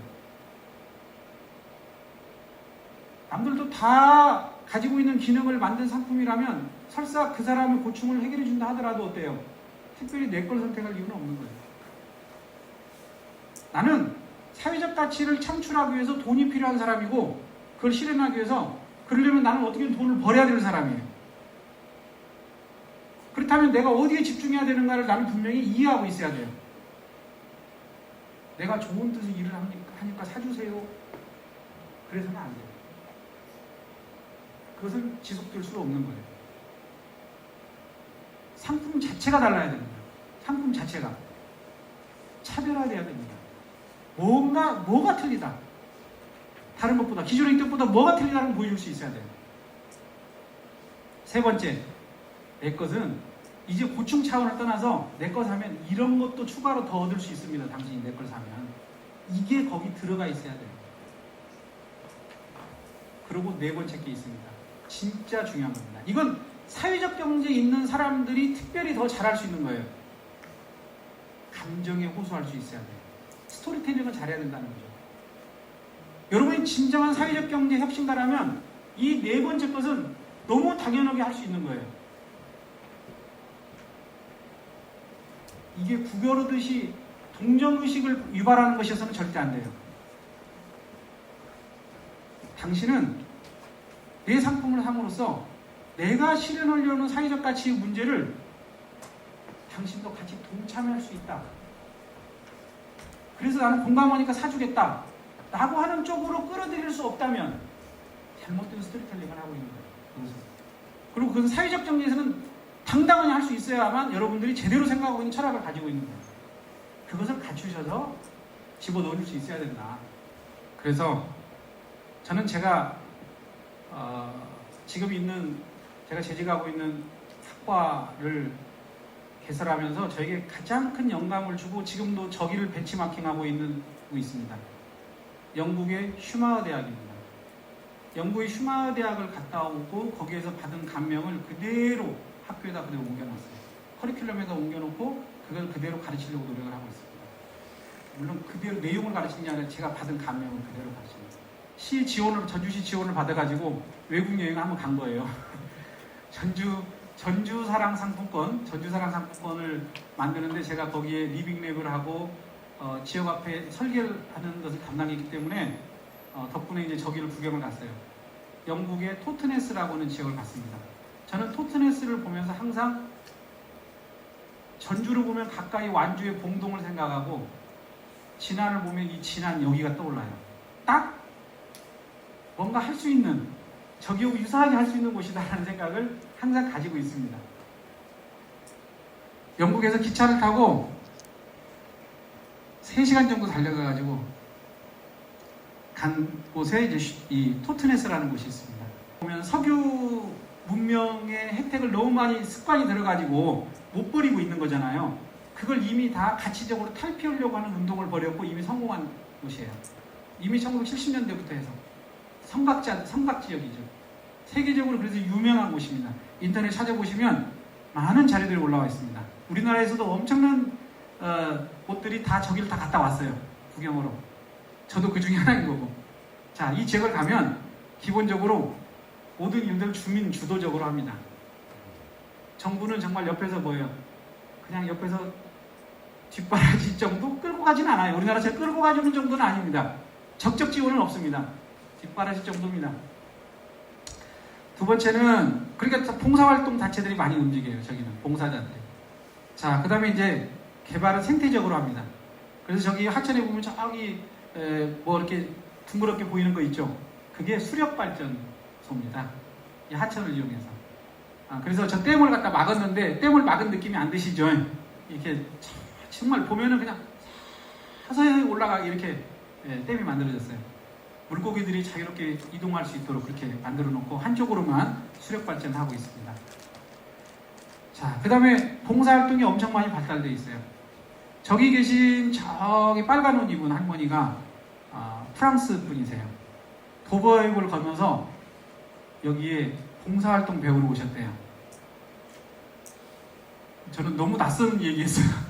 다른 나라까지 가서 봉사활동을 배워 자기 나라도 있을 텐데 여기까지 배우러 왔어요. 그래서 지금 토트네스 역사에서 지금 화단 나무 심고 있어요. 거기 계신 다른 분들하고 같이. 그래서 같이 처음에 내려서 너무 인상적이어서 사진 한번 찍은 겁니다. 여기는 사업을 하는데 꼭 정부의 지원도 있을 수 있는가는 모르겠어요. 정부 지원 얘기를 못 들었으니까. 근데 주민들이 이렇게 모여서 합니다. 이렇게 모여서 서로 토론을 하고 대화를 하고 우리 문제를 발견하고 우리가 해결할 수 있는 뭔가를 얘기한 다음에 사업 구상을 해요. 사업 구상을 해가지고 이제 그 중에서 잘 사업 구상되고 이 지역에 큰 기여를 하겠다고 생각하는 사업은 앞에 나와서 저렇게 발표를 합니다. 발표를 해요. 그런 다음에 여기 앉아 계신 분들이 정말 공감하고 그러면 거기다가 작은 돈을 투자를 해줍니다. 그래서 그 사업을 이렇게 갑니다. 자, 그렇게 만든 제1호 사업이 이 키친 테이블이라고 하는 사업이에요. 여기는 지금은 우리로 말하면 그 로컬라이제이션, 지역화를 다 이미 하고 있기 때문에 이 지역의 산물을 지역에 쓰도록 이미 다 시스템이 되어 있어요. 왜? 탄소 발자국을 줄이기 위해서 그래요. 운송 거리를 줄이기 위해서. 가능한 한 외부치 안 쓴다. 내부에 쓴다. 그리고 실제로 여러분 뭐 서구의 그런 시장들을 가보셨겠지만 우리처럼 예쁜 상품 만들려고 노력 안 합니다. 정말 가보면 이런 걸 왜 상품이라고 되었을까? 우리 같으면 진짜 한쪽에다 발로 차놓을 만한 것들이지만 유기농으로 다 재배된 것들이에요. 사람들은 그 가치를 인정합니다. 우리 유기농 하시는 분은 두 가지를 하느라고 고생하세요. 모양도 만들어야 돼요. 유기농도 해야 돼요. 거기는 인정을 해주기 때문에 하나는 고민 안 해도 돼요.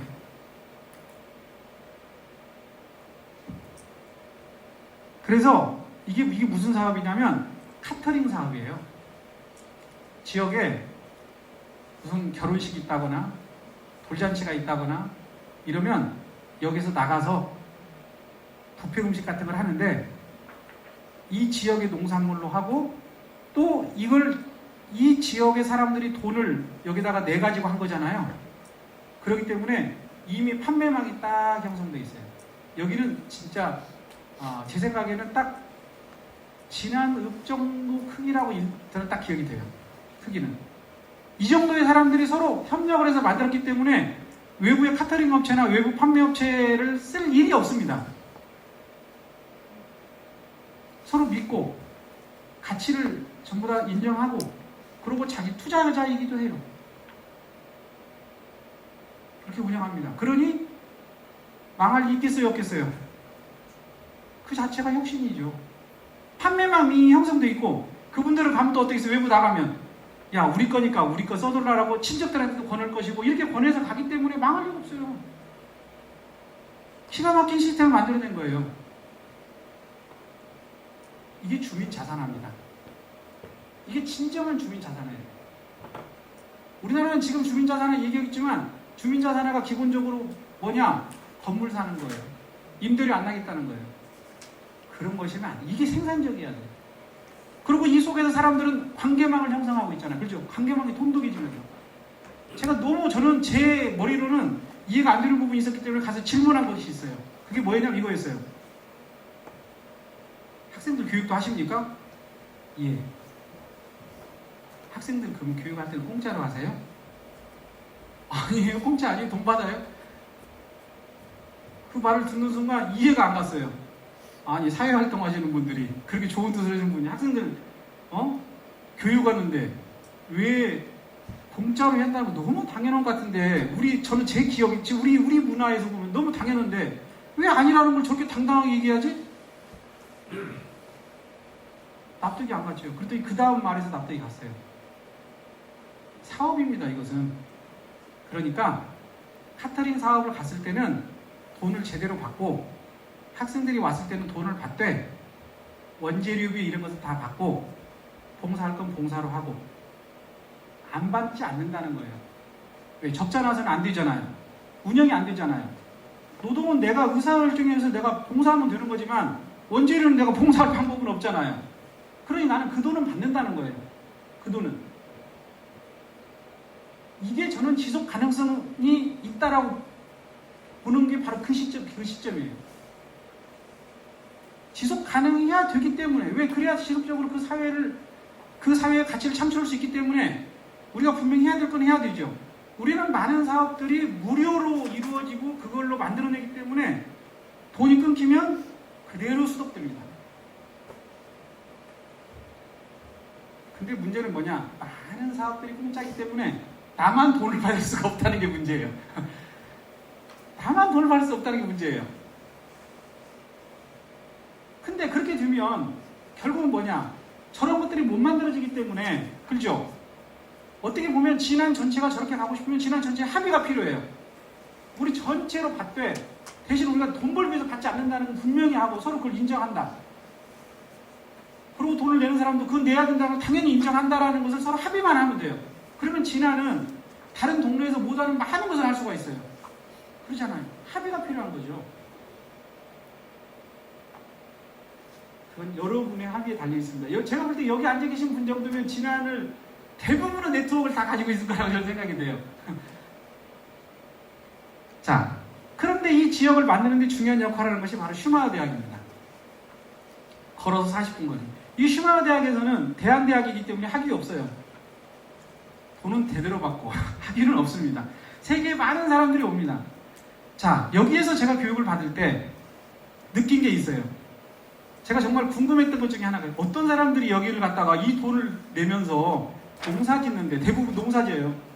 사진 보시면 알겠지만 농사 짓는 거 하는데 뭐 들어오십니까? 여기를? 이해가 안 가죠? 식당에 앉아서 물어보니까 제 옆에 앉아 밥 먹었던 사람도 싱가포르에서 정말 큰 금융권에 다니시는 분인데 자기 여기 연수하러 왔어요. 근데 돌아가면 자기는 더 이상 이제 자본주의가 실증나고 너무 안 갈 거래요. 다른 일 할 거래요. 그게 인상적이어서 다시 교수 연구실로 와서 여기 슈마흐 대학 학장님 연구실로 와서 또 물어봤어요. 그게 다시 기억에 남아서. 진짜 그러면 많은 사람들은 대체 여기를 왜 오는지 너무 궁금한데, 아까 이야기한 분이 얘기를 들어보니까 뭔가 좀 이 자본주의에 너무나 상처를 받으셔서 온 것 같은데 다른 분들은 어때요? 그랬더니 딱 하는 말이, 예, 대부분 그렇습니다. 여러분이 힐링 사업 하시는 거잖아요. 그죠? 지금 그것 때문에 여러분이 뽑으신 거잖아요. 제가 그래서 이 기억나서 다시 말씀드리는 거예요. 진안의 강점이자 진안이 할 수 있는 일이 뭔가를 생각해보고 여러분의 자원을 생각해보면, 이 정말 바깥에서 그 자본주의에 엄청나게 찌들고 힘들었던 사람들을 어떻게 끌어들일 수 있는가 하는 문제예요. 저는 그렇다고 봐요. 아니, 저 조그마한 동네에, 저 조그마한 학교에 엄청난 돈을 주고 세계적으로 많은 나라에서 거기까지도 교육받으러 오는데 우리나라에서도 거기 가겠다는 사람 많이 있어요. 진안은 없을까요? 진안을 오겠다는 사람은? 어떻게 그걸 만들어낼 수 있을까요? 저는 여러분이 지향해야 될 방향 중에 하나, 생각의 방향 중에 하나가 저는 거기에 있다고 봐요. 정말 자본주의의 상처를 많이 받으신 분들이 어떻게 이쪽으로 오게 할 수 있을까? 자, 여기는 그래서 리빙랩하고 디자인 싱킹 이런 걸 하고, 이런 것들을 어디서 실험하느냐, 다 아까 토트네스에서 하면서 거기를 발전시키는 거예요. 그런 시스템을 갖추고 있습니다. 그래서 거기서 배운 3가지 가치입니다. 여기는 아이디어가 있으면 일단 실행하면서 다듬어간다. 실천을 중시합니다. 일을 크게 하지 말고 작은 일에 큰 의미를 부여할 수 있는 그런 사람이 되라. 그 다음에 모든 프로젝트는 관계 중심으로 평가를 하는 거예요. 그래서 프로젝트를 딱 하고 나서 사람들 관계가 더 좋아졌으면 성공. 프로젝트는 성공해서는 사람이 나빠졌으면 실패입니다. 여기는 기준이 그래요. 우리는 프로젝트 자체에 초점을 맞추고 사람 관계는 아예 따지지도 않지만 여기는 핵심이 그렇습니다. 그럼 왜 그러느냐? 제가 아까 계속 말씀드렸던 것처럼 사회적 경제의 가장 핵심은 공동체입니다. 공동체로 뭔가를 해결하려는 거예요. 그리고 같이 해결하려는 겁니다. 협력해서. 그러면 제일 중요한 게 뭐겠어요? 공동체입니다. 관계입니다. 관계를 잘 만들어낼 수 있어야, 그리고 관계가 기반이 되어야 지속적으로 문제를 발굴하고 자원을 발굴하고 그 문제를 해결해 나갈 수 있는 힘이 생기는 거예요. 혼자는 안 됩니다. 그것은. 그러니까 좀 시간이 걸리더라도, 아까 지정환 선생님 신분이 말씀하셨던 것처럼 시간이 걸리더라도 관계를 만들어가는 데 초점을 만드신다. 그래서 제가 볼 때는 여기 계신 여러분들이 같은 목적을 가지고 원래 출발을 해서 사업을 시작하셨고 또 여기 오셨기 때문에 여러분의 관계를 잘 만들어가는 게 저는 가장 중요하다. 사실 그날 제가 평가를 하면서도 제가 든 생각은 그거였어요. 그날 오시면서 각자 자기 사업에 대한 아이템만 쭉 이야기를 하셨는데 저는 그때 든 생각이 이걸 엮는 것이 훨씬 더 가치 있겠는데 어떻게 엮을 수 있을까? 그런 생각을 했어요. 그러면 엄청난 가치가 있을 수 있겠다. 이런 생각을 했어요. 개별로는 어쩔지 몰라도. 자, 그래서 저는 항상 이런 생각을 어떤 공동체를 추구할 것인가 하는 거죠. 폐쇄형 공동체를 추구할 것인가, 개방형 공동체를 추구할 것인가 하는 겁니다. 폐쇄형 공동체가 여러분들에서 그 우측에 있는 그런 원 안에 있는 사람의 폐쇄형 공동체입니다. 여기는 누군가가 밖으로 벗어나면 따돌림하는 공동체예요. 어쩌면 우리가 과거에 했던 공동체가 이런 공동체여서 아직도 우리 마음속에는 이런 공동체가 남아있어요. 그러니까 사회적 경제 공동체는 이런 공동체가 아닙니다. 이렇게 틈들이 많은 공동체입니다. 사회적 경제가 공동체성을 가지면서도 어떻게 자유를 실현할 수 있느냐는 문제도 사실은 처음에 제가 던졌던 화두와 연결해 보면 뭔가 큰 고민 중에 하나예요. 그런데 협동조합이 바로 이 정신을 그대로 살릴 수 있는 것이에요. 왜 살릴 수 있느냐? 협동조합은 내가 들어갔을 때는 그 안에 내 목적을 일치하는 사람과 협력을 하지만 내가 목적이 사라지면 언제든지 나갈 수 있는 자유가 있고 다른 사람도 들어올 수가 있어요. 목적이 일치하면. 그러니까 뭐에 자유가 있는 거예요? 이동의 자유가 있는 거예요. 하지만 들어가면 다시 공동체성이 살아나는 거죠. 이렇게 되기 때문에 공동체성과 이 자유라는 것을 동시에 실현하는 조직으로서 가장 적합한 조직인 건 분명해요. 그런데 여러분이 만약 협동조합을 폐쇄성으로 가지고 한다면 여러분은 뭐냐? 이 자유라고 하는 개념을 포기한 상태의 그런 사회적 경제를 생각하고 계신 거예요. 자, 사회적 경제에서 여러분들이 예를 들어서 협동조합을 만든다, 아니면 어떤 사업을 만든다 하는 것은 여러분들은 기본적으로 통로를 만들어주는 거예요. 이게 바로 토트네스 사람들이 만나서 아까 피칭 같은 걸 하기 전에 만나서 이 대화하고 있는 장면이에요. 이게 인터넷 가보시면 이 장면은 엄청나게 많이 나와 있습니다. 자, 두 번째는 뭐냐면 우리는 중요한 게 뭐냐면 관계 연결이라고 하는 거예요. 통로와 연결이라고 하는 것이 바로 여러분이 하시는 중요한 일들이세요. 지금 사업을 하신다 하더라도. 그러면 여러분이 통로를 내 개인으로도 통로를 만들어내지만 뭔가 나를 통해서 사람들은 자기의 사회적 가치를 실현하는데 지 개인이 못하는 것보다도 내 사업체를 통해서 같이 여기 참여하면서 할 수도 있어요. 하지만 이 사업체들이 다시 연결이 되면 어때요? 새로운 뭔가를 또 만들어낼 수 있는 거잖아요. 아까 키친 테이블처럼 그렇게 갈 수가 있는 거죠. 그래서 항상 연결성을 생각해야 돼요. 근데 연결성이 만들어지려면 관계가 중요한 거예요. 관계가 기반이 되어줘야 돼요. 자, 그래서 항상 저는 그래요. 여러분들이 여기 모여가지고 뭔가를 같이 협력하고 설계한다면 그 속에서 관계를 느끼게 하라는 거예요. 사람의 관계를 느끼게 설계하라는 거예요. 제가 느낀 건 바로 이런 거예요. 이런 것이 바로 뭐냐면 유럽에 가면은 많은 나라들이 이렇게 길거리 같은 데 가면 우리나라 한평공원처럼 이렇게 짜투리 공원이 있을 때 거기다 뭐 심어놓고 그러잖아요. 그런 것처럼 이렇게 이 가든을 만들어 놓습니다. 골목에도 이런 가든들이 많아요. 근데 이 가든들을 보면 이게 이렇게 편말이 붙어 있어요. 쉽게 얘기하면 손대지 마세요. 이런 것만 봤을 때는 우리나라랑 차이가 없죠. 그런데 여러 개 있을 때 딱 가다 보면 어떤 것은 이제 다 컸으니 필요한 부분 가져가세요. 뽑아가셔도 돼요. 갖다 드셔도 돼요라고 써 있어요. 무슨 얘기냐? 그 안에서 이게 바로 뭐냐면 봉사활동하는 사람들이 이 사회를 위해서 선물하고 있는 거예요. 그잖아요.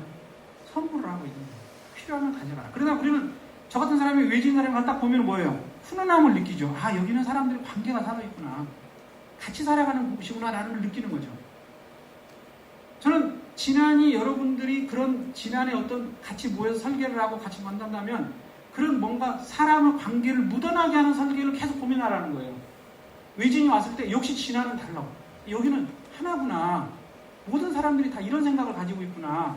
라는 것을 제가 토튼에서 느낀 것처럼 그런 느낌이 들게 같이 협력하시면 된다는 거죠. 우리나라는 제가 전주도 이런 데들이 많아요. 헌집 정부가 부숴주고 거기다가 뭐예요? 한 3년 동안 쓰게 하면서 거기다 가든 바꿉니다. 그러나 거기는 한 발짝도 들어가면 혹시라도 경찰에 신고당할까봐 라는 느낌이 들 정도로 철조망 쳐놓고 뭐 이런 거 다 해놨어요. 아, 이건 공동체 자기들 거구나. 그런 느낌이 들게 설계가 되어 있어요. 형식만 가든이죠. 그러나 사람은 못 느껴요. 사람 냄새가 안 난다 이런 얘기죠. 사회적 경제를 한다면 사람 냄새가 나게 설계를 해야 되는 거죠. 자, 이런 것들이 여기 다 있습니다. 지금 아직도 여기 뭐예요? 여기 곳곳에 가보면 이런 가게 곳곳에 가보면 여기가 게시판들이 많아요. 이 게시판 내용을 제가 읽어보면 별의별 게 있어요. 우리 집 아이가 지금 재능이 뛰어나는데 돈이 없어요. 여기도 같이 기부해서 같이 키워봅시다. 나는 지금 여기 내가 뭐 코치를 하고 있으니까 얘 잘할 수는 있는데 돈이 좀 어디 대회 나가려면 돈이 필요합니다. 밀어주세요. 공동체성. 여기는 이게 토트네스 지역화폐 설문입니다. 여기는 뭐라고 되어 있냐면 지역화폐가 목적이 아니에요. 이 지역에 있는 생산물을 우리가 10%만 더 씁시다라는 운동의 상징물일 뿐이에요. 할인받고 그런 거 없어요. 거기는 그 돈 그대로 사다가 그대로 교환하는 겁니다. 그러나 그들에게는 그게 가치 상징입니다. 내가 이걸 쓴다는 것은 난 이런 가치를 가진 사람이야 라고 다른 사람하고 서로 시그널을 주고받는 거고 똑같은 증표일 뿐이에요. 지역화폐라는 것이. 그래서 여기는 성공을 했어요. 제가 간 해 1999년 11월 달에 갔었는데 저 이거 보러 갔거든요. 이것도 하나의 큰 거였어요. 왜? 지역화폐 때문에 갔으니까. 한 장도 못 봤어요. 어디에도 이걸 하고 있지 않아서 저 이거 사진 구원이라고 너무 힘들었어요. 정말 저는 놀랐어요. 아니 내가 인터넷에서 본 걸로는 이게 엄청난 거래가 일어나는데 왜 이게 없어 가게에? 이게 역시 인터넷은 허구가 많아. 가짜뉴스가. 거기 갔다 온 사람 뻥 틀어가지고 뻥으로 이게 글 쓴 게 많아. 이런 생각을 가졌는데 그게 아니었어요. 나중에 거기 가이드 얘기 들어보니까 여름에 폐화시켰어요. 안 쓴다. 그래서 제가 슈마 학장님한테 여쭤봤어요. 아니 이게 왜 없어졌어요? 예, 지역화폐는 불편한 거예요. 요새 다 카드 결제하는데. 그런데 우리는 10% 지역물품 더 쓰기 운동을 하기 위해서 이것을 했던 것 뿐이지 이게 우리 목적이 아니에요. 우리는 이걸 통해서 이미 목표를 실현했어요. 근데 왜 불편함을 계속 줍니까 사람들한테? 그래서 없앤 거예요. 목표와 수단을 정확하게 하고 있는 거예요. 우리가 사회적 경제라는 걸 하면서 우리의 목표라는 게 있으면 우리는 목표를 위해서 수단을 쓰고 있는 건데 간혹 수단과 목표를 뒤집어 생각하고 있다는 거죠. 자, 이런 흔적들입니다. 이런 벤치에 이런 흔적들, 다 인간미가 있는 흔적들을 다 남겨놨어요. 여기 돌아가신 분을 추모한다는 이런 명패가 붙어있는 의자입니다. 이 해변가의 의자예요. 아니 여기 호숫가의 의자입니다. 자, 이런 식이에요. 자, 공동체성을 위해서 해결하고. 자, 그래서 여기 보여드리는 건 바로 뭐냐면 이 지속가능, 이 사회적 경제라는 게 일본어 사례입니다. 일본어 사례가 바로 뭐냐면 이 커뮤니티 호텔이에요. 이게 뭐냐, 동네 전체가 다 합쳐가지고 하나의 호텔 개념으로 외부에다 광고를 하는 거죠. 진안으로 오시면 방은 이런 방이 있습니다. 근데 그게 방이 아니에요. 호텔 방이 아니고 여러 개의 게스트하우스나 이런 것들이죠. 좋은 놈 선택하세요. 여러분들 중에서 사업 그때 내신 거 보니까 뭐 그렇게 숙소를 가지신 분들도 그러시더라고요. 그러면 그게 하나의 뭐예요? 선택권을 가진 하나의 큰 틀에서의 어때요? 하나의 차별화된 그런 상품들인 거죠. 뭐 호텔 들어가면 이런 놈도 있고 저런 놈도 있고 다 틀리잖아요. 그러듯이. 자, 그러면 호텔에서 조식을 제공하듯이 꼭 조식을 제공해야 돼. 그렇진 않아요. 동네에 보면 좋은 식당들 있잖아요. 연계를 해가지고 점심은 여기서 드시면 되고 이렇게 해도 다 공동으로 결제되니까 걱정 마시고 드시고 싶은 거 드세요. 아침도 여기가 조식을 하니까 가서 아침 드시면 똑같이 결제됩니다. 하나의 통으로. 이런 방식으로 가게에 연결이 되는 그런 시스템을 일본에서는 갖추고 있습니다. 그래서 아까 말씀드린 것처럼 개별로 하지 말고 그렇게 뭉쳐서 하나의 시스템을 어떻게 묶을까라고 하는 고민을 해서 진안이 하나의 틀이 되고 하나의 그런 어떤 외부인을 볼 때는 이건 인간미가 넘치는 곳이고 인간미가 느껴지는 곳이고 한번 다시 가볼 만한 곳이다. 지난번에 여기서 묵어봤는데 이번에는 저쪽도 한번 가봐야겠다. 하나의 틀이니까. 이렇게 하면서 공동으로 마케팅도 하시고 이렇게 하는 시스템들을 조금 더 고민해 보시면 어떨까 하는 곳에서 이제 소개를 드리는 거고 여기는 마찬가지예요. 여기는 뭐냐면 지금 전주에서도 소개되고 있고 것 중에 하나예요. 대학인데 이 대학이라는 것이 무슨 전주대학처럼 그런 대학이 아니에요. 지역민들이 각자 잘하는 것을 가지고 내가 한 학기 내가 맡아서 운영할게. 나 피자 잘 만드니까 내가 피자. 나는 고추농사 잘 지니까 내가 이번 계절에 있는데 고추농사에 대해서는 내가 한 학기 클래스 열어가지고 같이 농사 배울 사람들 오게. 그런 방식으로 해서 외지인도 와서 배워가게 하고 하면서 외지인까지 끌어들이는 그런 방식의 학습장을 만들어낼 수도 있다. 그리고 수료증도 주고 뭐 분수 이름으로 줄 수도 있는 거고 아니면 여러분 공동체 이름으로 줄 수도 있는 거죠. 그렇게 해서 다음에 요즘 막 지금 중시하고 있는 관계인구잖아요. 그렇게 해서 관계인구도 만들어내고 하는 그런 노력들을 해나가면 장기적으로 뭔가 지난해 가면 내가 할 수 있는 것들도 많다. 이걸 하나하나 고립된 상태에서 내가 구해가는 게 아니고 어디 하나만 연결돼도 전부 다 연결되는 그런 것에서 교육도 가능하고 내가 거기 가서 무슨 창업 아이디어도 낼 수도 있고 이런 것들이 가능하다는 것을 보여주는 그런 연결 통로를 만들어가는 게 무진장이 중요하다. 그래서 그런 것들을 한번 생각해보라 라고 하는 점을 강조드리고 싶습니다. 자, 조금 더 준비된 것은 있지만 시간이 이제 다 돼서 실제로는 이 뒤에는 약간 다른 건데 사람의 관계를 만드는 데 있어서 시간이 거의 다 됐기 때문에 여러분이 읽어보라고 여러분에게 넘기고 거닫기보다는 그래도 조금 이렇게 저도 여러분에게 임팩트 있게 전해주고 싶은 게 있어서 이렇게 간 거고 저 부분은 사실 아까 말씀드린 것처럼 시민경제학의 내용입니다. 시민경제학의 내용은 이런 거예요. 한마디로 얘기하면 여러분들 보통의 다른 분들보다 여러분들이 조금 더 가진 거 있다고 느끼시죠? 내가 능력을 더 가진 것도 있고 재산을 더 가질 수도 있고 그런 거 느끼시죠? 자, 그런 것들이 바로 이 시민경제학에서는 하느님의 은총입니다. 이해하셨어요?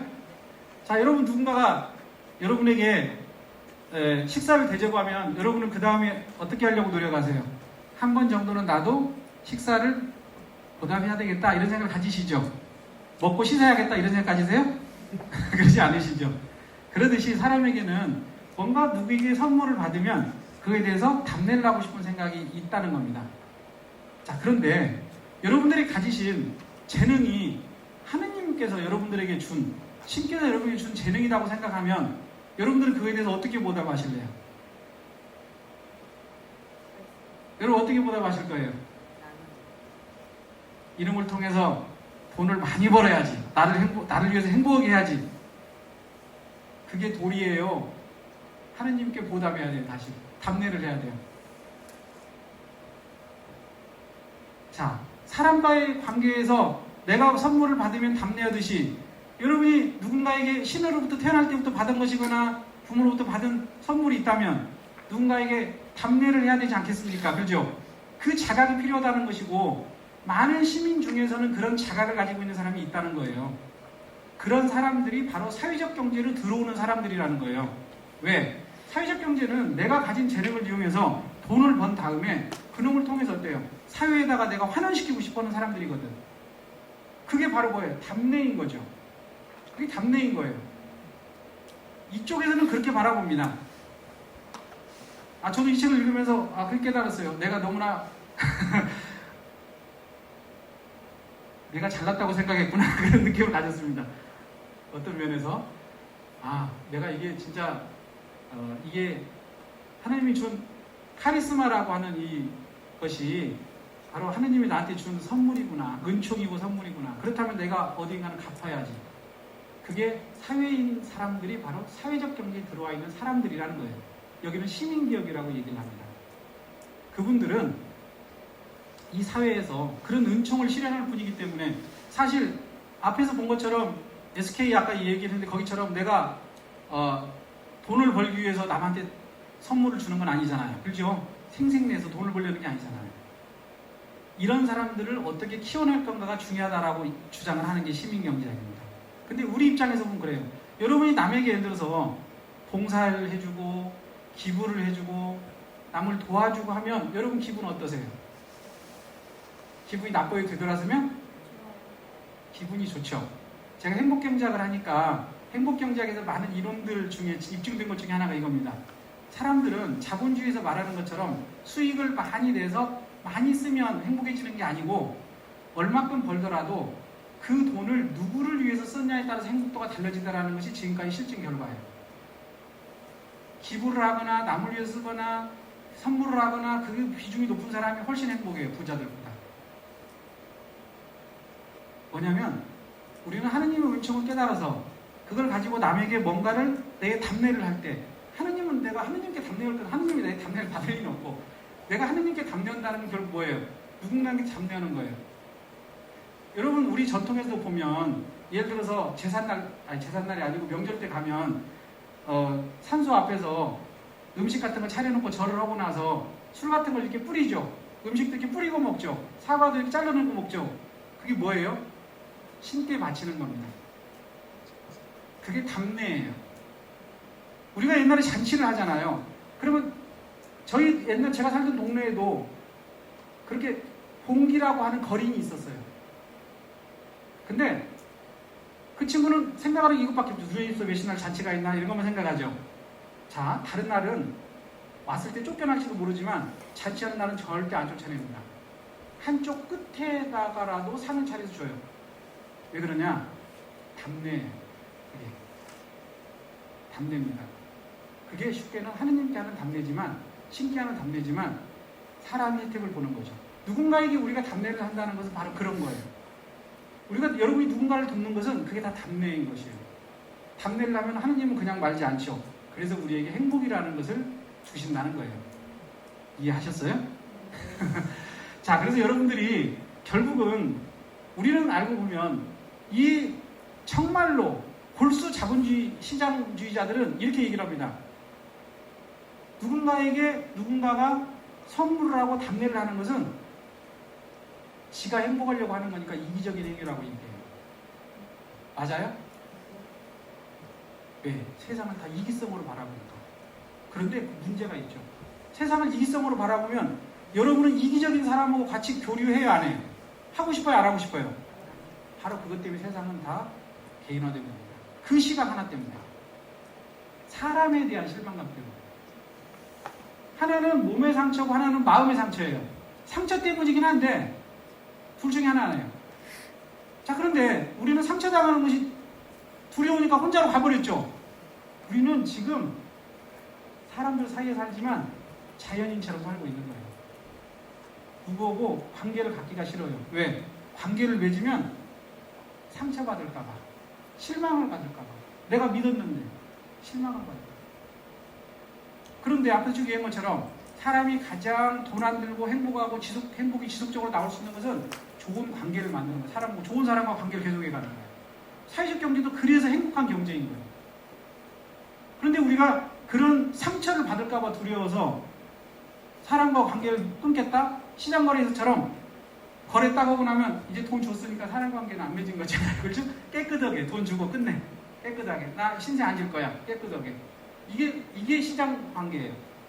그런 관계를 발전시킨 거다. 이런 얘기입니다. 그런데 그런 관계를 다시 복원시키려면 어떻게 해야 되느냐? 결국 누군가는 먼저 선물을 줄 수 있는 사람이 생겨야 되는데 바로 이 사회에서 선물을 줄 수 있는 사람은 누구냐? 바로 기업가 알아서 선물을 주는 사람이 사회적 경제에 들어와 있는 사람들이라는 거예요. 누군가를 선물을 주고 있는 거죠. 그 사람들은 사회가 거기에 도움을 받는 사람들한테 이런 느낌을 주겠죠. 아, 세상은 내가 생각한 만큼 그렇게 또 상처만 주는 사람은 있지는 않다 라는 느낌도 받을 것이고, 내가 선물을 준다는 것은 아, 내가 다음에 얻어먹어야지 그러고 주는 게 아니잖아요. 답례를 바라는 것이 아니잖아요. 그런 무상성은 결국 사람과의 관계를 만들어내는 거다라고 하는 겁니다.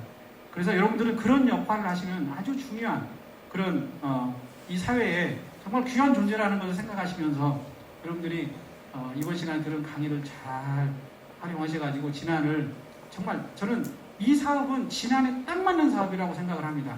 그리고 진안을 많은 사람들이 오게 할 수 있는 그런 사업이기도 하고, 그래서 여러분들이 서로 협력을 잘 해나가셔서 그런 부분을 잘 이룩해 나가셨으면 좋겠습니다. 감사합니다. 이상 강의 마치겠습니다.